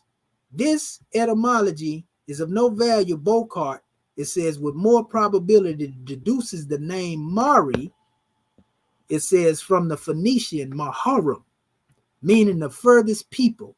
In other words, the furthest people of the West. For after the Mari came the Western Ocean. And the Western Ocean would be the Atlantic Ocean. You see, the Mari was right there in Mauritania. And this is from Charles Anthony in 1839. If you want to find this source right here, family, all you got to do, I'm going to show you real quick how I find all these sources, as I do all the time. Hold up. You go right here to Google Books. Because this is where you're going to find these books that's out of print that take you all the way back even to the 15th century. And you're going to find everything you need here. Let's see what happened. Okay. Make sure I'm spelling that right. This should pull it up. Okay. So this is one from 1842. This is just a classical dictionary, right? And they are saying, you know, he got different definitions for words in here. Let me see if it give me a search on here. Let's see. Let's see if it let me pull it up in here. And this is a random book I'm pulling up. This ain't even the same book. I'm just seeing if he have it in here. I'm trying to blow it up there. Let me hide that real quick.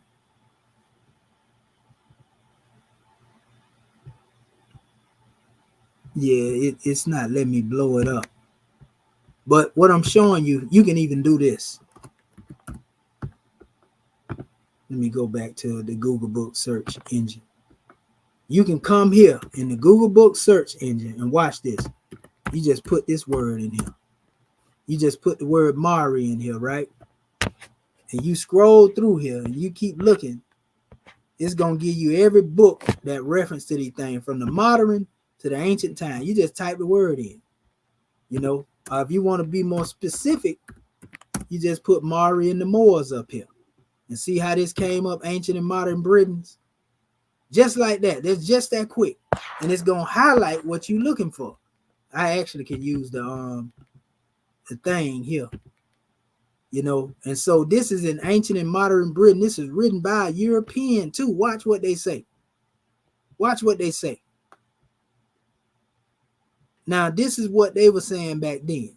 From the earlier races of Caithness, prior to the Black Danish invasion, according to one account, the word Morgan is perhaps identical with Morian. Now they're dealing with etymology, which in 16th century Britain signified a Moor and was applied to more than one black-skinned Briton of that period. Their name, it says, of Sehol Morgan, that's another race, a race of Morgan, seems also to point later to a Danish origin. And this is talking about the original Danish people, you know. But it says, it goes on here. This is the one I'm getting at, the highlighted purpose. It's talking about derived as a word signifying the sea from whence they themselves came.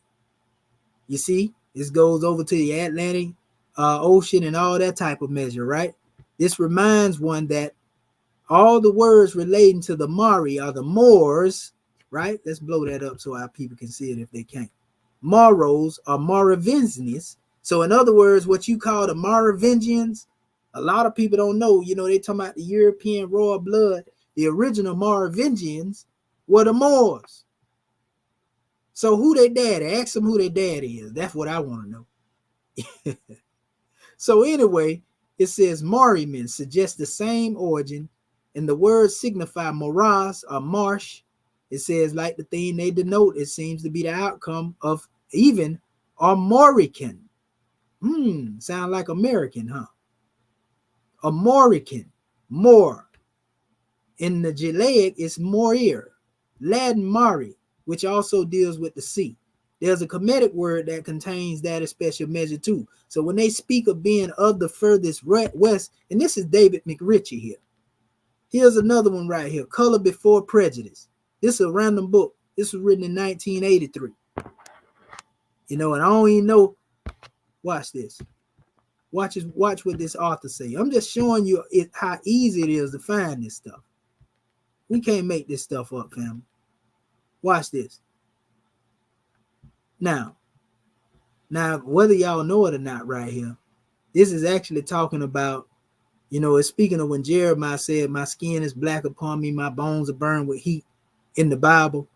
You know, I think that's like, I forgot, is it Jeremiah chapter 8, verse 10? One of them. But anyway, Jeremiah made that statement, but it says Jeremiah, asked Jeremiah, you know, it says also, it says, well acquainted with color of the African since it was Cushite, Abed-Melech. And Abed-Melech, who had interceded on the behalf of the prophet when he was in prison in the palace of Zedekiah. A lot of people don't know Abed-Melech in what they call the Geneva Bible, which came before the King James Bible. He was called Blackamoor, you know, which is a corruption of the word Moor. The black part was added. But, you know, Abed-Melech was referred to as a Moorish prophet before the King James Bible, people. It says to wash an Ethiopian white was common expression in Greek and Roman world, used to describe feudal labors to illustrate the changeability of nature. Among the Greeks and Romans who have provided the fullest descriptions of blacks, the Africans' color regarded as their most characteristic and most unusual feature. In this respect, the ancients were not unlike whites of later generations who used color terms in kind of a shorthand to denote Africans, and those of African descent. The Arab historian Ibn Khaldun, which was a Moor himself, made a pertinent comment on this practice when he observed that whites did not designate inhabitants of North like those of South by their color, because whiteness was something usual and common to them, and they did not see anything sufficiently remarkable into it to cause them to use it as a specific term. In other words, they weren't looking at stuff like white and black. The Greeks, followed by the Romans, were the first of many peoples to apply to blacks, it says, their country and names emphasizing color. Ethiopians, Negroes, black, colored peoples. Balad al-Sudan. Now, this ain't even a Moor that's telling you this here. This is a random brother talking about this.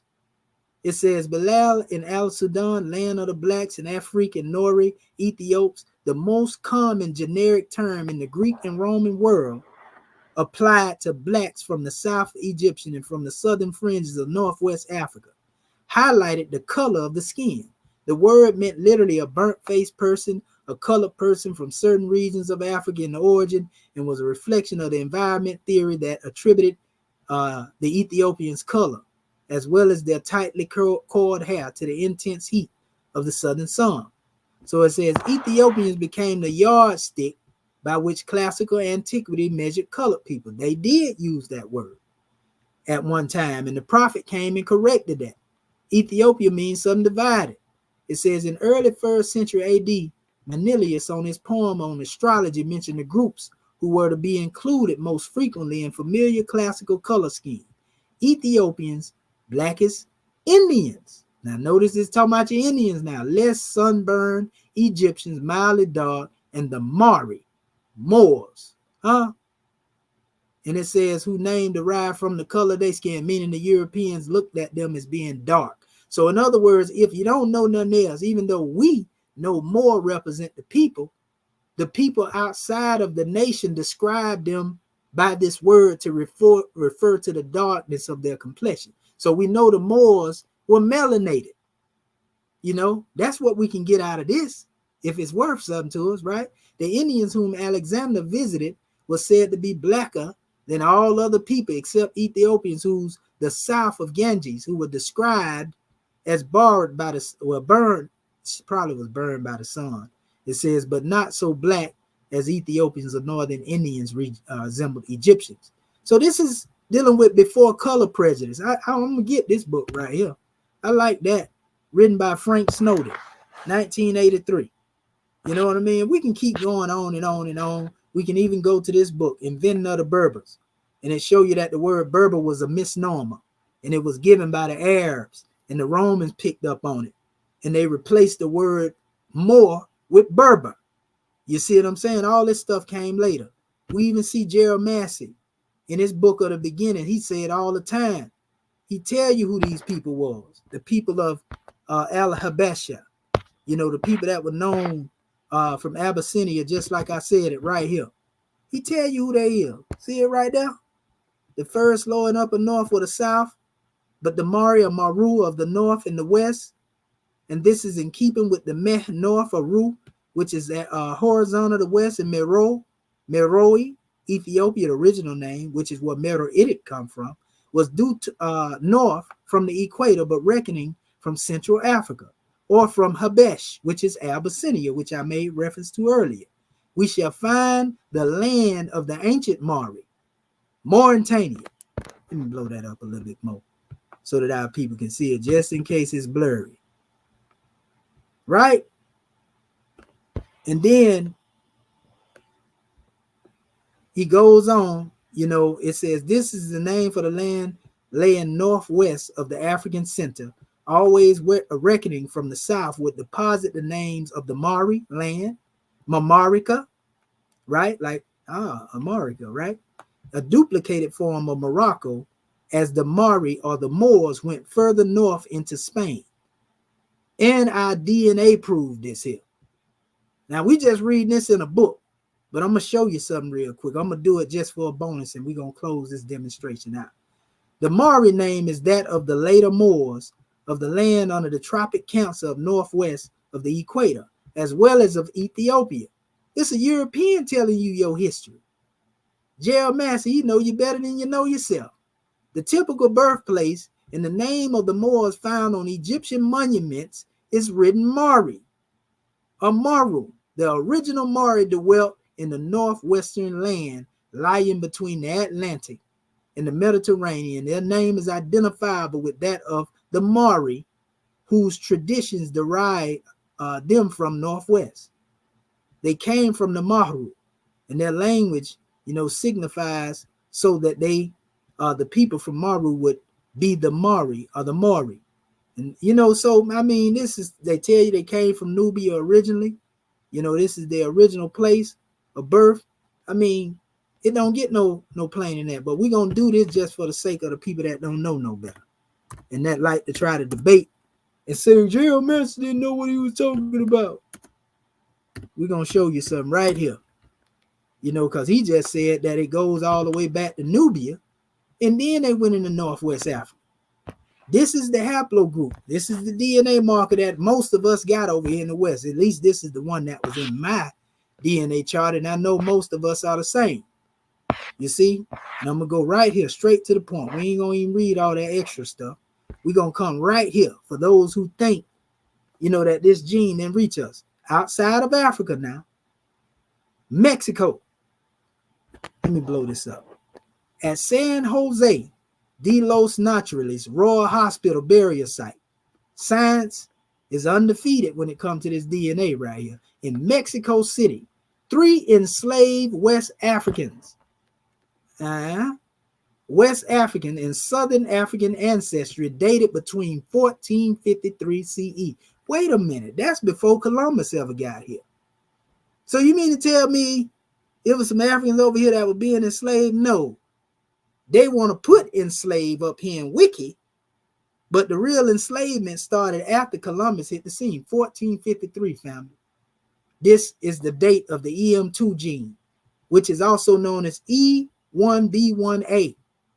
It says another carat haplogroups, and it's selling E1B1A, and it gives other markers. It says in the last carat that other haplogroups they mention here, in the human leukocyte antigen.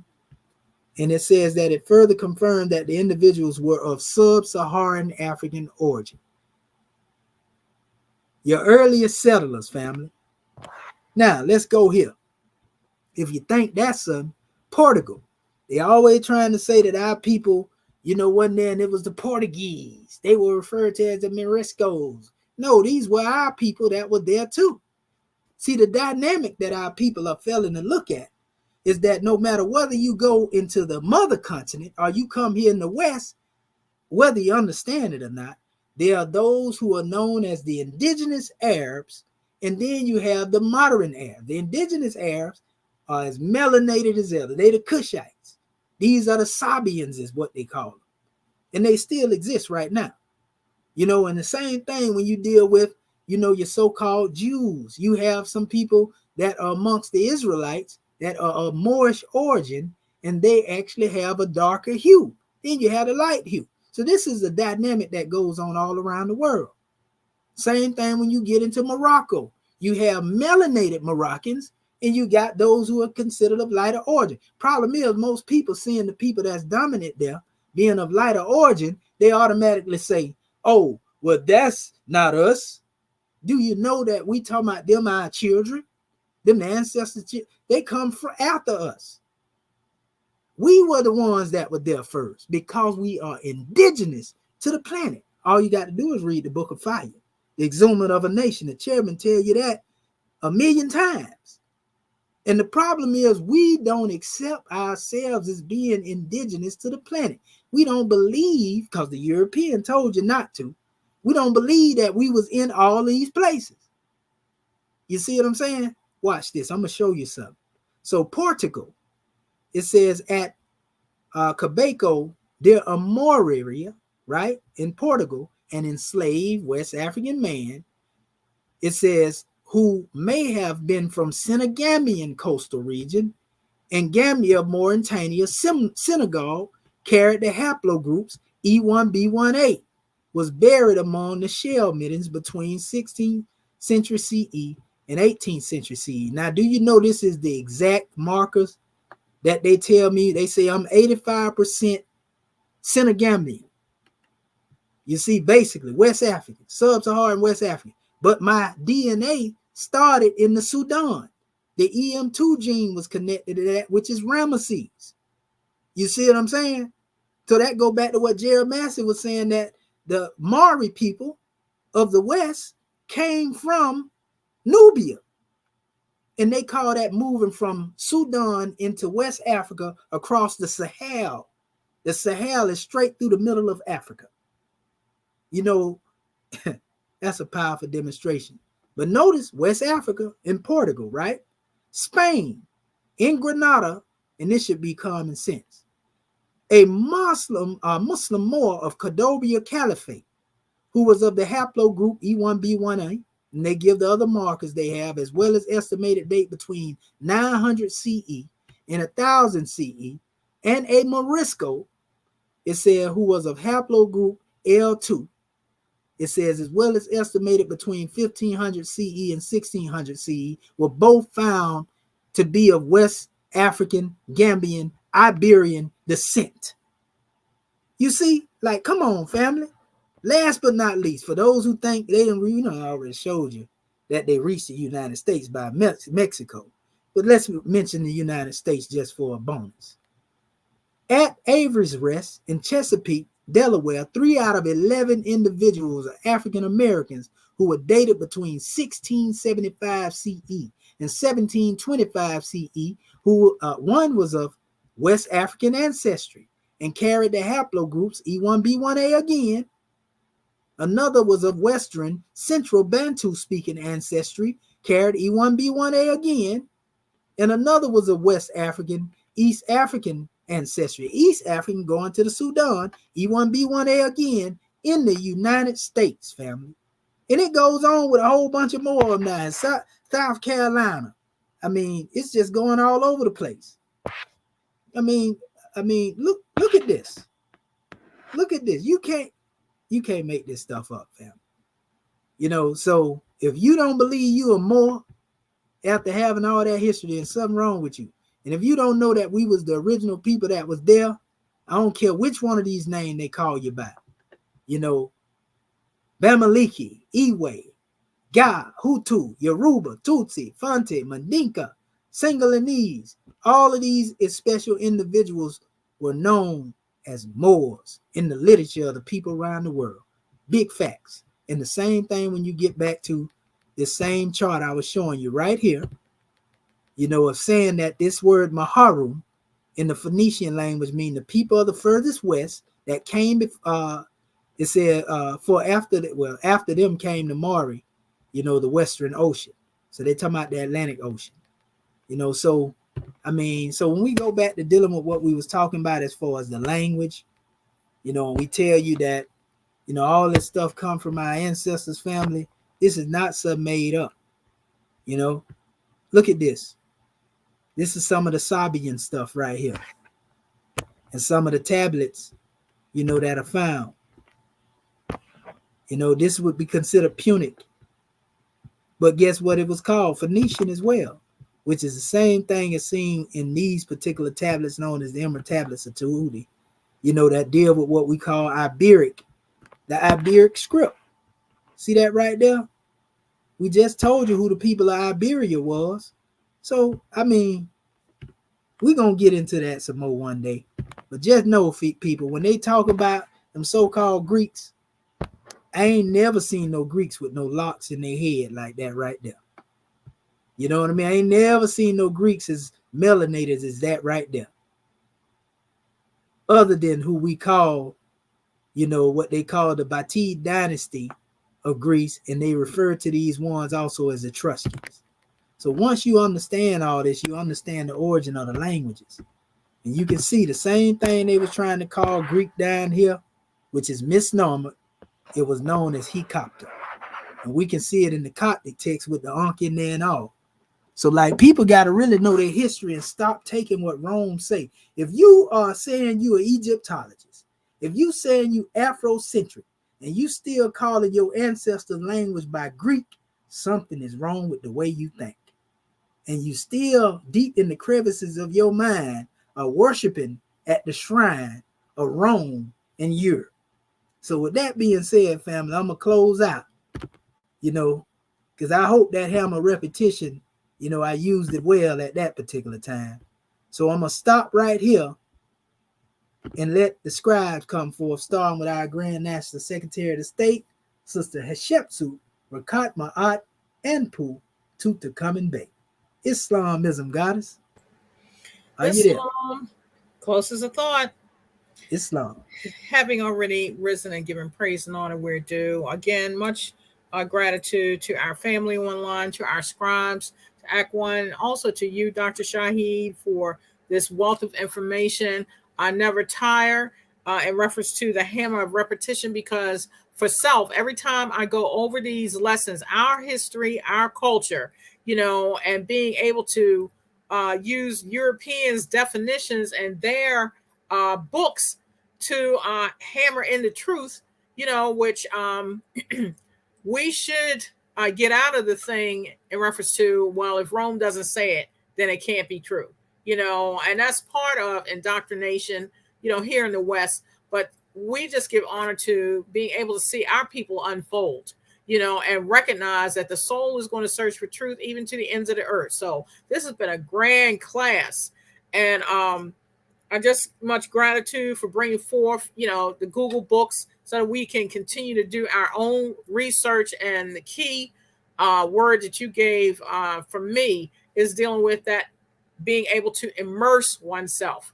And when you immerse yourself, whether it's on the language side, the archaeological side, the geographical side, all of it ties into we are the original people. So gratitude more for calling me forth. This has been such a powerful and grand class. Definitely going to look back on look at the playback and do further research dealing with study of self. Gratitude more. Peace and love. Islam, gratitude and peace and love. Grand National Secretary of the State, we give honors to you, and y'all scribes did a grand job. As we work with these tools, they only gonna make us stronger and sharper. And a lot of time when I go in and I go to spaz and out, as they would say, the young generation to say, I don't even be trying to do that, Moorish kin. But what happened is the ancestors just take over and start speaking through me, because somebody need to hear that. So we give honors to you, Moorish kin. Grand National Secretary of the State, the tribe of endurance as a whole, we give honors to you for the Book of Fire. Because with that, we are able to burn up falsehood, root and branch. Islam. All right, scribes. Islam. Go ahead, bro. Go ahead. Oh, I didn't know if the chairman was coming on. Islam. Yep. We want to make sure, because sometimes we be on a mission. I'm glad you stopped. Yeah. We cannot move forward without calling the grand man. He's on a mission. Gratitude. Okay, Islam, and we love him. He's speaking through us right now. Islam. Yes, indeed. We have to give the grand man the honor. Islam. And like the goddess is saying, I tell you, Dr. Shahid, I'm just sitting here. I'm definitely got to go back and listen to this playback recording, because you brought such a wealth of information and using that hammer of repetition. I tell you, family, don't ever get tired of the hammer of repetition, because the more you hear this, the more you get it. And what I'm so thankful for, Dr. Shahid, is you, when you going over all this stuff. And I just want to encourage our family who's out there listening.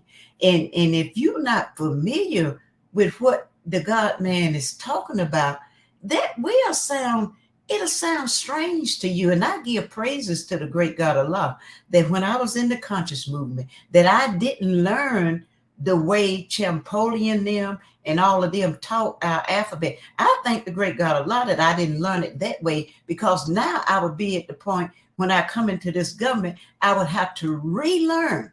I would have to get rid of all of that mess and basically have to have my brain washed of all of that, what they then told me a lie about, just like they lied to us about Jesus in the church and all of that stuff.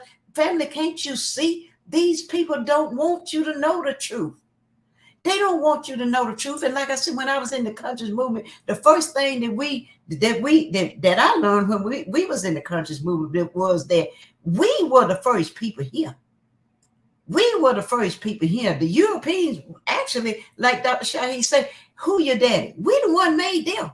So when you hear them talking about something about ancient Greek, ain't nothing ancient about a Greek, about the Greeks.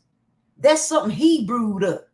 You know, he got a scripture in the Bible, little humor here. He got a book in the Bible say Hebrews. He letting you know that's something he done brewed up. That ain't what our ancestors say. And I just want to encourage my family who's out there. Don't give up.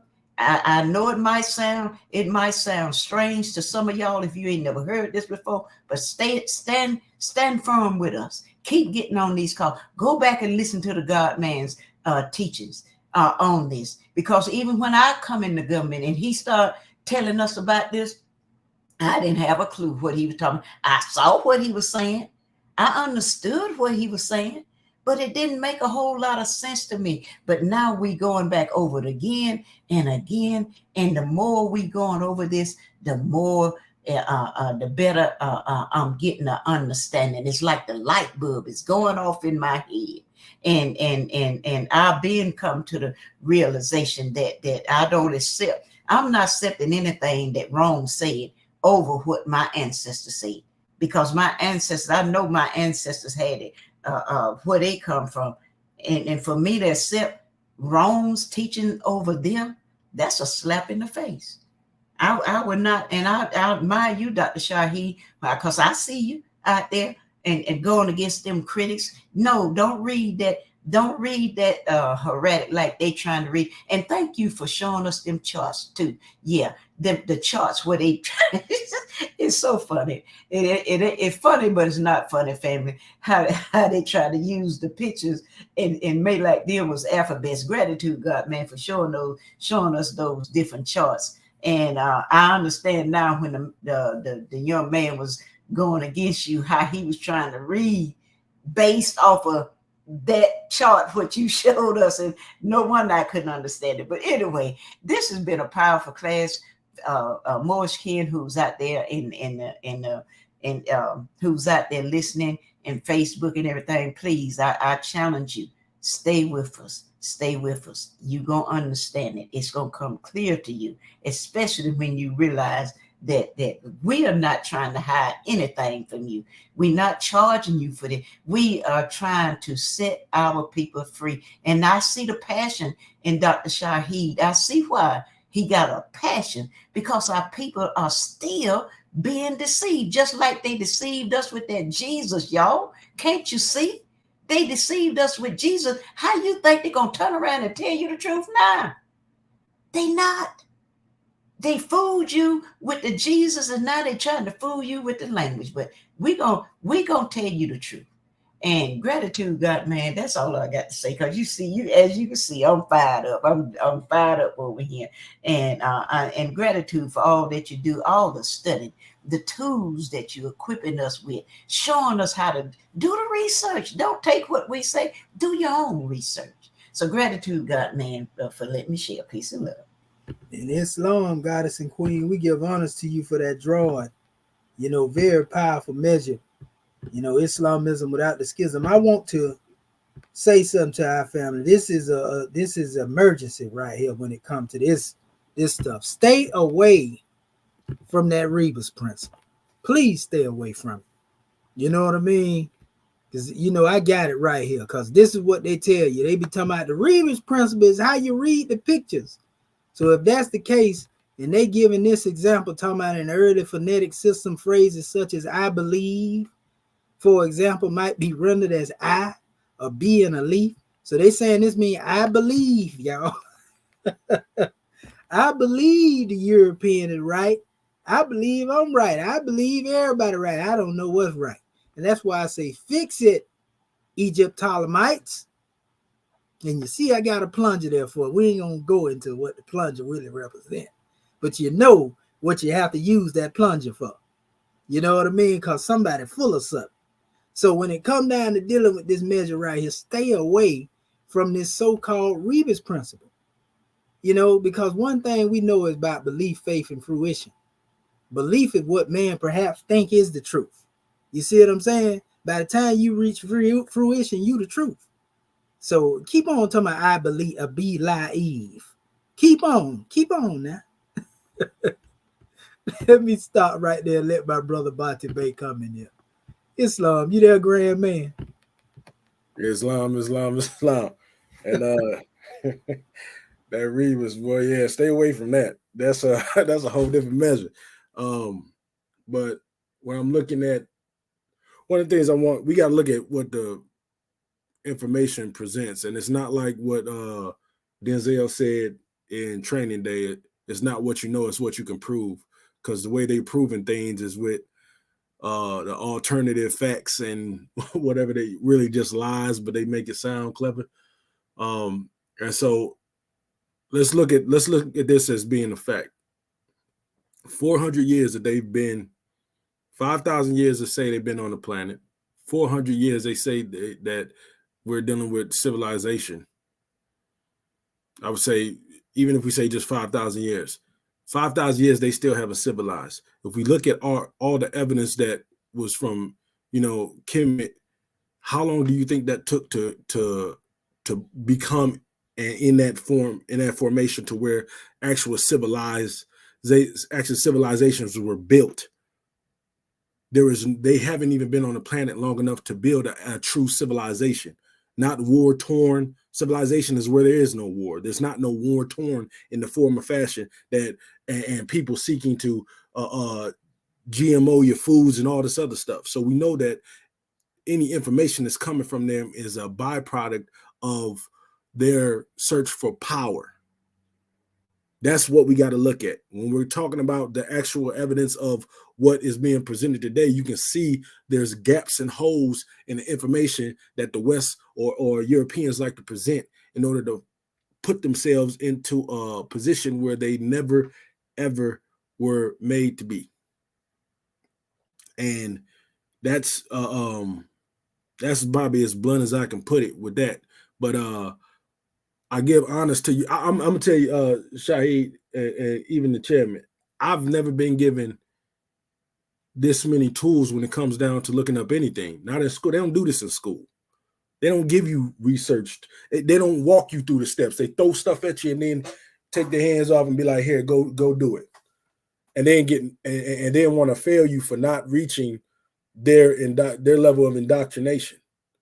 You know what I'm saying? And this was where we could see the difference between what education is and what indoctrination is. Education is where we're being walked through the steps, but also have the platform to where we can cross-reference the information and see what we all came up with. We can all present our own findings. You notice that if you present your own findings in school, that they're no, you're not, you're going against you know what I'm saying? You're going to get that talk. And maybe even sent down to the office or to the dean of students for the information that you bring forth. And you probably won't get the what they call it, the accolades that they give until you become a professor and start doing your own research. And even then, it's still underneath your master's degree. So all that being said is just, give honest to what we have here, man. And we see it's easy to poke holes in their line when you're paying attention. You know what I'm saying? So with that, leave us a comment. Peace, Islam. In Islam, peace, brother. We give honors to you, brother, for that is special drawing.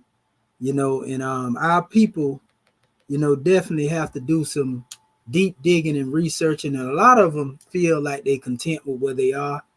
Because like I said, they've been making money. They've been fleecing our people with this information. So they'll never turn back, some of them. Most of them don't want to admit that they wrong because they feel like the public and the community will shun them, if they admit that they wrong. And they didn't foresee us coming forth. I didn't even foresee us coming forth on this particular journey that we on now. And the same thing that I'm doing now, with the language is the same thing our chairman had to do when it came to dealing with the Moors, with the people. So I understand that this is a part and parcel of my purpose, although I didn't know it would be my purpose in the beginning. You know what I mean? So this is something the ancestors wanted to come, through what it is we demonstrating right now, family. And, I just so happen to see the niche, and do the due diligence, so to speak, and go into it. And in closing, I'm gonna play this little small clip right here, so y'all can see what happened when you challenge our people with this information, and that's it right there. It ain't but a minute or so. So we'll let you see that, and we're gonna close this demonstration out. But our people got to be told the truth. If we don't tell them the truth, if we don't expose them to the truth, then our people gonna continue to move off of what people think, is the truth, what perhaps is the truth, as opposed to actually what is the truth. So I'm gonna show you how these people react when they confronted with this information. You have to explain to the audience right now, right, what is a decipherment method, right? You have to do that, because otherwise you're just making stuff up. Reggie, again, I want to see the chart that exists prior to. I'm asking this question for a reason. All you got to do is admit it ain't there a chart. It ain't no chart. I already told you that. So y'all agree it ain't no chart that I said it's a Rosetta Stone. Okay, so y'all all agree unanimously that there is no chart that existed prior to Champ. I don't know. It might. I don't know. I don't think it is. But go ahead. I'm saying, okay. Like what kind of chart? What you mean? We're gonna give you a thumb up for you admitting. Okay. What about you, Reggie? What about you, Reggie? I already said what I said. Okay. So y'all see Reggie ran. So you see he ran, right? So that's what happened right now. And now the problem is, because every time I'm building, they got to come in behind me on my heels and try to convolute what I said, trying to distort what it is that I brought forth. But they don't never want to come forth and have a dialogue on these things. You see? So I'm looking at it like agent provocateur activity. Watch this. Get down, funny. But I told y'all before I came in here, he know what time it is, so I don't watch me long enough, and he done seen y'all. I'm 30 years old. And he know y'all gonna run now. But I ain't trying to help me out. What's your purpose of the job? I'm gonna be honest to because is wise enough to say that it wasn't no chart. I'm trying to tell y'all, man, don't jump out the window. And he right. Y'all sleeping on this young stallion, man. Talking, son. Now I'm finna teach you now. Hold on, what you say? What you said? You said I was right. Ain't no chart. I said you was right when you said it was no alphabet chart that existed prior to the one that. Tell them what that means. Now, what that has to do with that is because Reggie said I need to show him a method of decipherment. No, I don't. Because I'm telling you that there is no decipherment. I'm with the brother Walter Williams. So the burden of proof is him to prove that Champollion is right. And for him to do that, it would be crazy because Champollion created his alphabet system off of the monuments that were created by the Ptolemies. They wasn't even created by the ancient Egyptians. You see? Now you accept that narrative because the European wrote it in 1,000,000 books. But Commission got the proof over here that the hieratic is actually the primary source. The hieratic, again, is the primary source. All the other things y'all talking about. Okay. So basically, family, when we get into that special measure, this is the same drawing that we have to deal with when it comes to our people, because they truly believe, that Rome is telling the truth.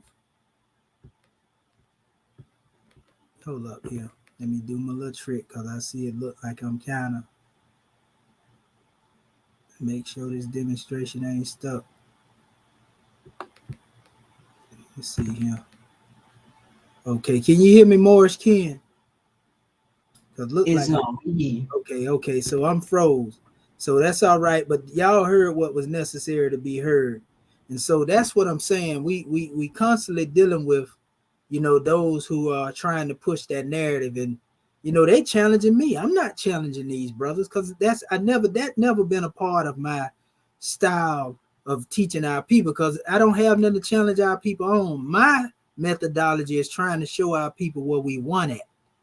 So, you know, and they upset with that. Like, how you gonna mix all? We ain't mixing nothing together. I'm showing you where the same truth has been told throughout the centuries and the climes and the time, and I'm showing you the bridge. You know, I'm bridging the gap so that our people stop fighting over this stuff. That's my intent anytime I come up here to teach. But then you have those who want to attack the measure, and like I said, they convoluted and, you know, take it in another direction. You know, and my thing is, if you don't want to sit down and have a discussion about it, you're going to run every time we talk. Then why even come up and respond to what it is I'm bringing forth? Unless somebody sent you to do that. You know, because ain't that much craziness in the world. But, you know, even in that situation, like we say, we give honors to the brother Ankh. As much as he done opposed me, in that particular situation right there, he said he didn't know. You see what I'm saying? And that's all we have to do, admit when we don't know. It ain't gonna kill you. If it's some things that I don't know, I'm gonna say I don't know. I don't comprehend that right. I'm having a problem comprehending what you're talking about. I'm gonna admit that. But some of our people can't do it. You know, it's the ego, the pride, and again, people thinking that they're gonna be shunned because they were wrong. And so when we able to have mature conversations, you know, because the stake of the hearts and minds of our people on the line. A lot of time when I get up there, I'm not getting up there, you know, I'm being invited in most cases, but I'm not getting up there to go back and forth with these people. I'm getting up there to give clarity to the people that really want to know. I can care less about the opinion or the thought of the individuals that's on the panel disagreeing. I'm looking at the people that don't know this stuff, that can't even deal with English grammar. Let's know I'm talking about getting into another language field. Because what happened is, you know, our people, you know, are being intellectually harmed. So it's literally like a battle in the heavens, the minds of our people, the hearts and minds. It's a battle within the heavens, you know, to try to liberate the minds of our people. You know, so you have somebody that's really trying to let the people know that our people, you know, we are the ones. You know, and then you have those claiming to be like us, and they done convince people that they are, you know, lovers of our ancestors, and then they misdirecting the course away from what we truly taught. And it's because they reaping in a scanty way, and they haven't went into the furthest aspect of research when it comes to this history. They only going off what Rome say, and then even in that area, they still can't run from the truth that we put out there, because we can show you scientifically, you know, according to anthropology, according to etymology. We did all that today right here. You know, so if you're going to go against all that right there, we ain't even finna waste no more time talking till you own it. We don't hate you. We ain't against you, but we got 60 million people we trying to raise from the shallow grave or make dry bones live again. And we can make them live. We ain't asking the question who it is that can make them. We know that we can make them live. That's why we breathe in this holy breath, you know, in the midst of chaos, you know, to bring some order, you know, to the hearts and minds of our people. So with that being said, gratitude, honors to everybody that came on the manifest. We're going to keep bringing this truth. Our people going to get it. We're going to keep using this hammer of repetition, because that's what we here for, you know. And listen, there's not even a sound of a hammer that you hear when it comes to building the temple of perfected man. So gratitude, Moors, Ankwajet Sanel, life, health, and prosperity be upon you all. Shemotepu, the peace of the ancestors, I grant to you, I offer to you. We love you. All right, Sister Curtis Bay. Islam. With January 15, 1929, a warning from the prophet to be read at every meeting. I hereby inform all citizens that they must end All radical agitating speeches while at work in their homes on the streets. We are for peace and not destruction. Stop flashing your cards at Europeans. It causes confusion. Remember, your card is for your salvation. Failure to obey these orders will be a severe consequence. We are for love, truth, peace, freedom, and justice. And when these principles are violated, justice must then take its course. Any citizen or group of citizens who hold malicious feelings toward the government of the prophet or violate the divine covenant of the Moorish movement will receive their reward from Allah for their unjust deeds. All true Moors will and must obey the law as laid down to them by their prophet. If they lose confidence in their prophet, they should turn in their card and button, cease wearing their turban and fez, and return to the state where I, the prophet, found you. This is a holy and divine movement founded by the prophet Noble Jew Ali. And if the prophet is not right, the government is not right. The prophet, therefore, is sending out the divine plea to all Moorish Americans that they do their part in protecting their prophet and the government. This is an everlasting movement founded by the prophet through the will of Allah to redeem his people from their sinful ways. By the order of Prophet Noble Jew Ali. A holy covenant of the Asiatic nations. Ye are the children of one father, provided for by his care, and the breast of one mother have given you suck. Let the bonds of affection, therefore, unite thee with thy brothers, that peace and happiness may dwell in thy father's house. And when ye separate in the world, remember the relations that bindeth you to love and unity, and prefer not a stranger before thy own blood. If thy brother is in adversity, assist him. If thy sister is in trouble, forsake her not. So shall the fortunes of thy father contribute to the support of his whole race, and his care be continued to you all in your love to each other. Islam, Islam, Islam. This meeting is officially adjourned according to Act 2. Love, truth, peace, freedom, and justice. Go in peace, Moors. Islam. Great class, great class. Great class. Gratitude. Gratitude, Family. Peace and love. Peace and love. Peace and love you all. See you at Sunday school. Islam. Islam. Islam and peace and love. We love you, Moorish kin, and we love all our family out there tuning in. Islam. Y'all keep coming in. We're going to keep bringing the truth. We love you. That's all right. But we'll see you later, family. Islam. Islam. Yeah, we getting ready to go live too with a brother on his channel. So y'all see it on there. Y'all can tune in. He invited me to the channel. We're going to talk about the origin of the Moors. So Islam, we love you, Moors. Islam, peace and love. Peace and love. Gratitude. All right, family, there you have it. You know, brought to you again, sponsored by the Moorish American government. You know, we here to build government, not religious corporations or organizations. You know, it's a difference between the two, and we teach our ancient ancestry and the teachings. So I want to give honors to all of y'all that showed up. You know, we love you, you know, with love and divinity.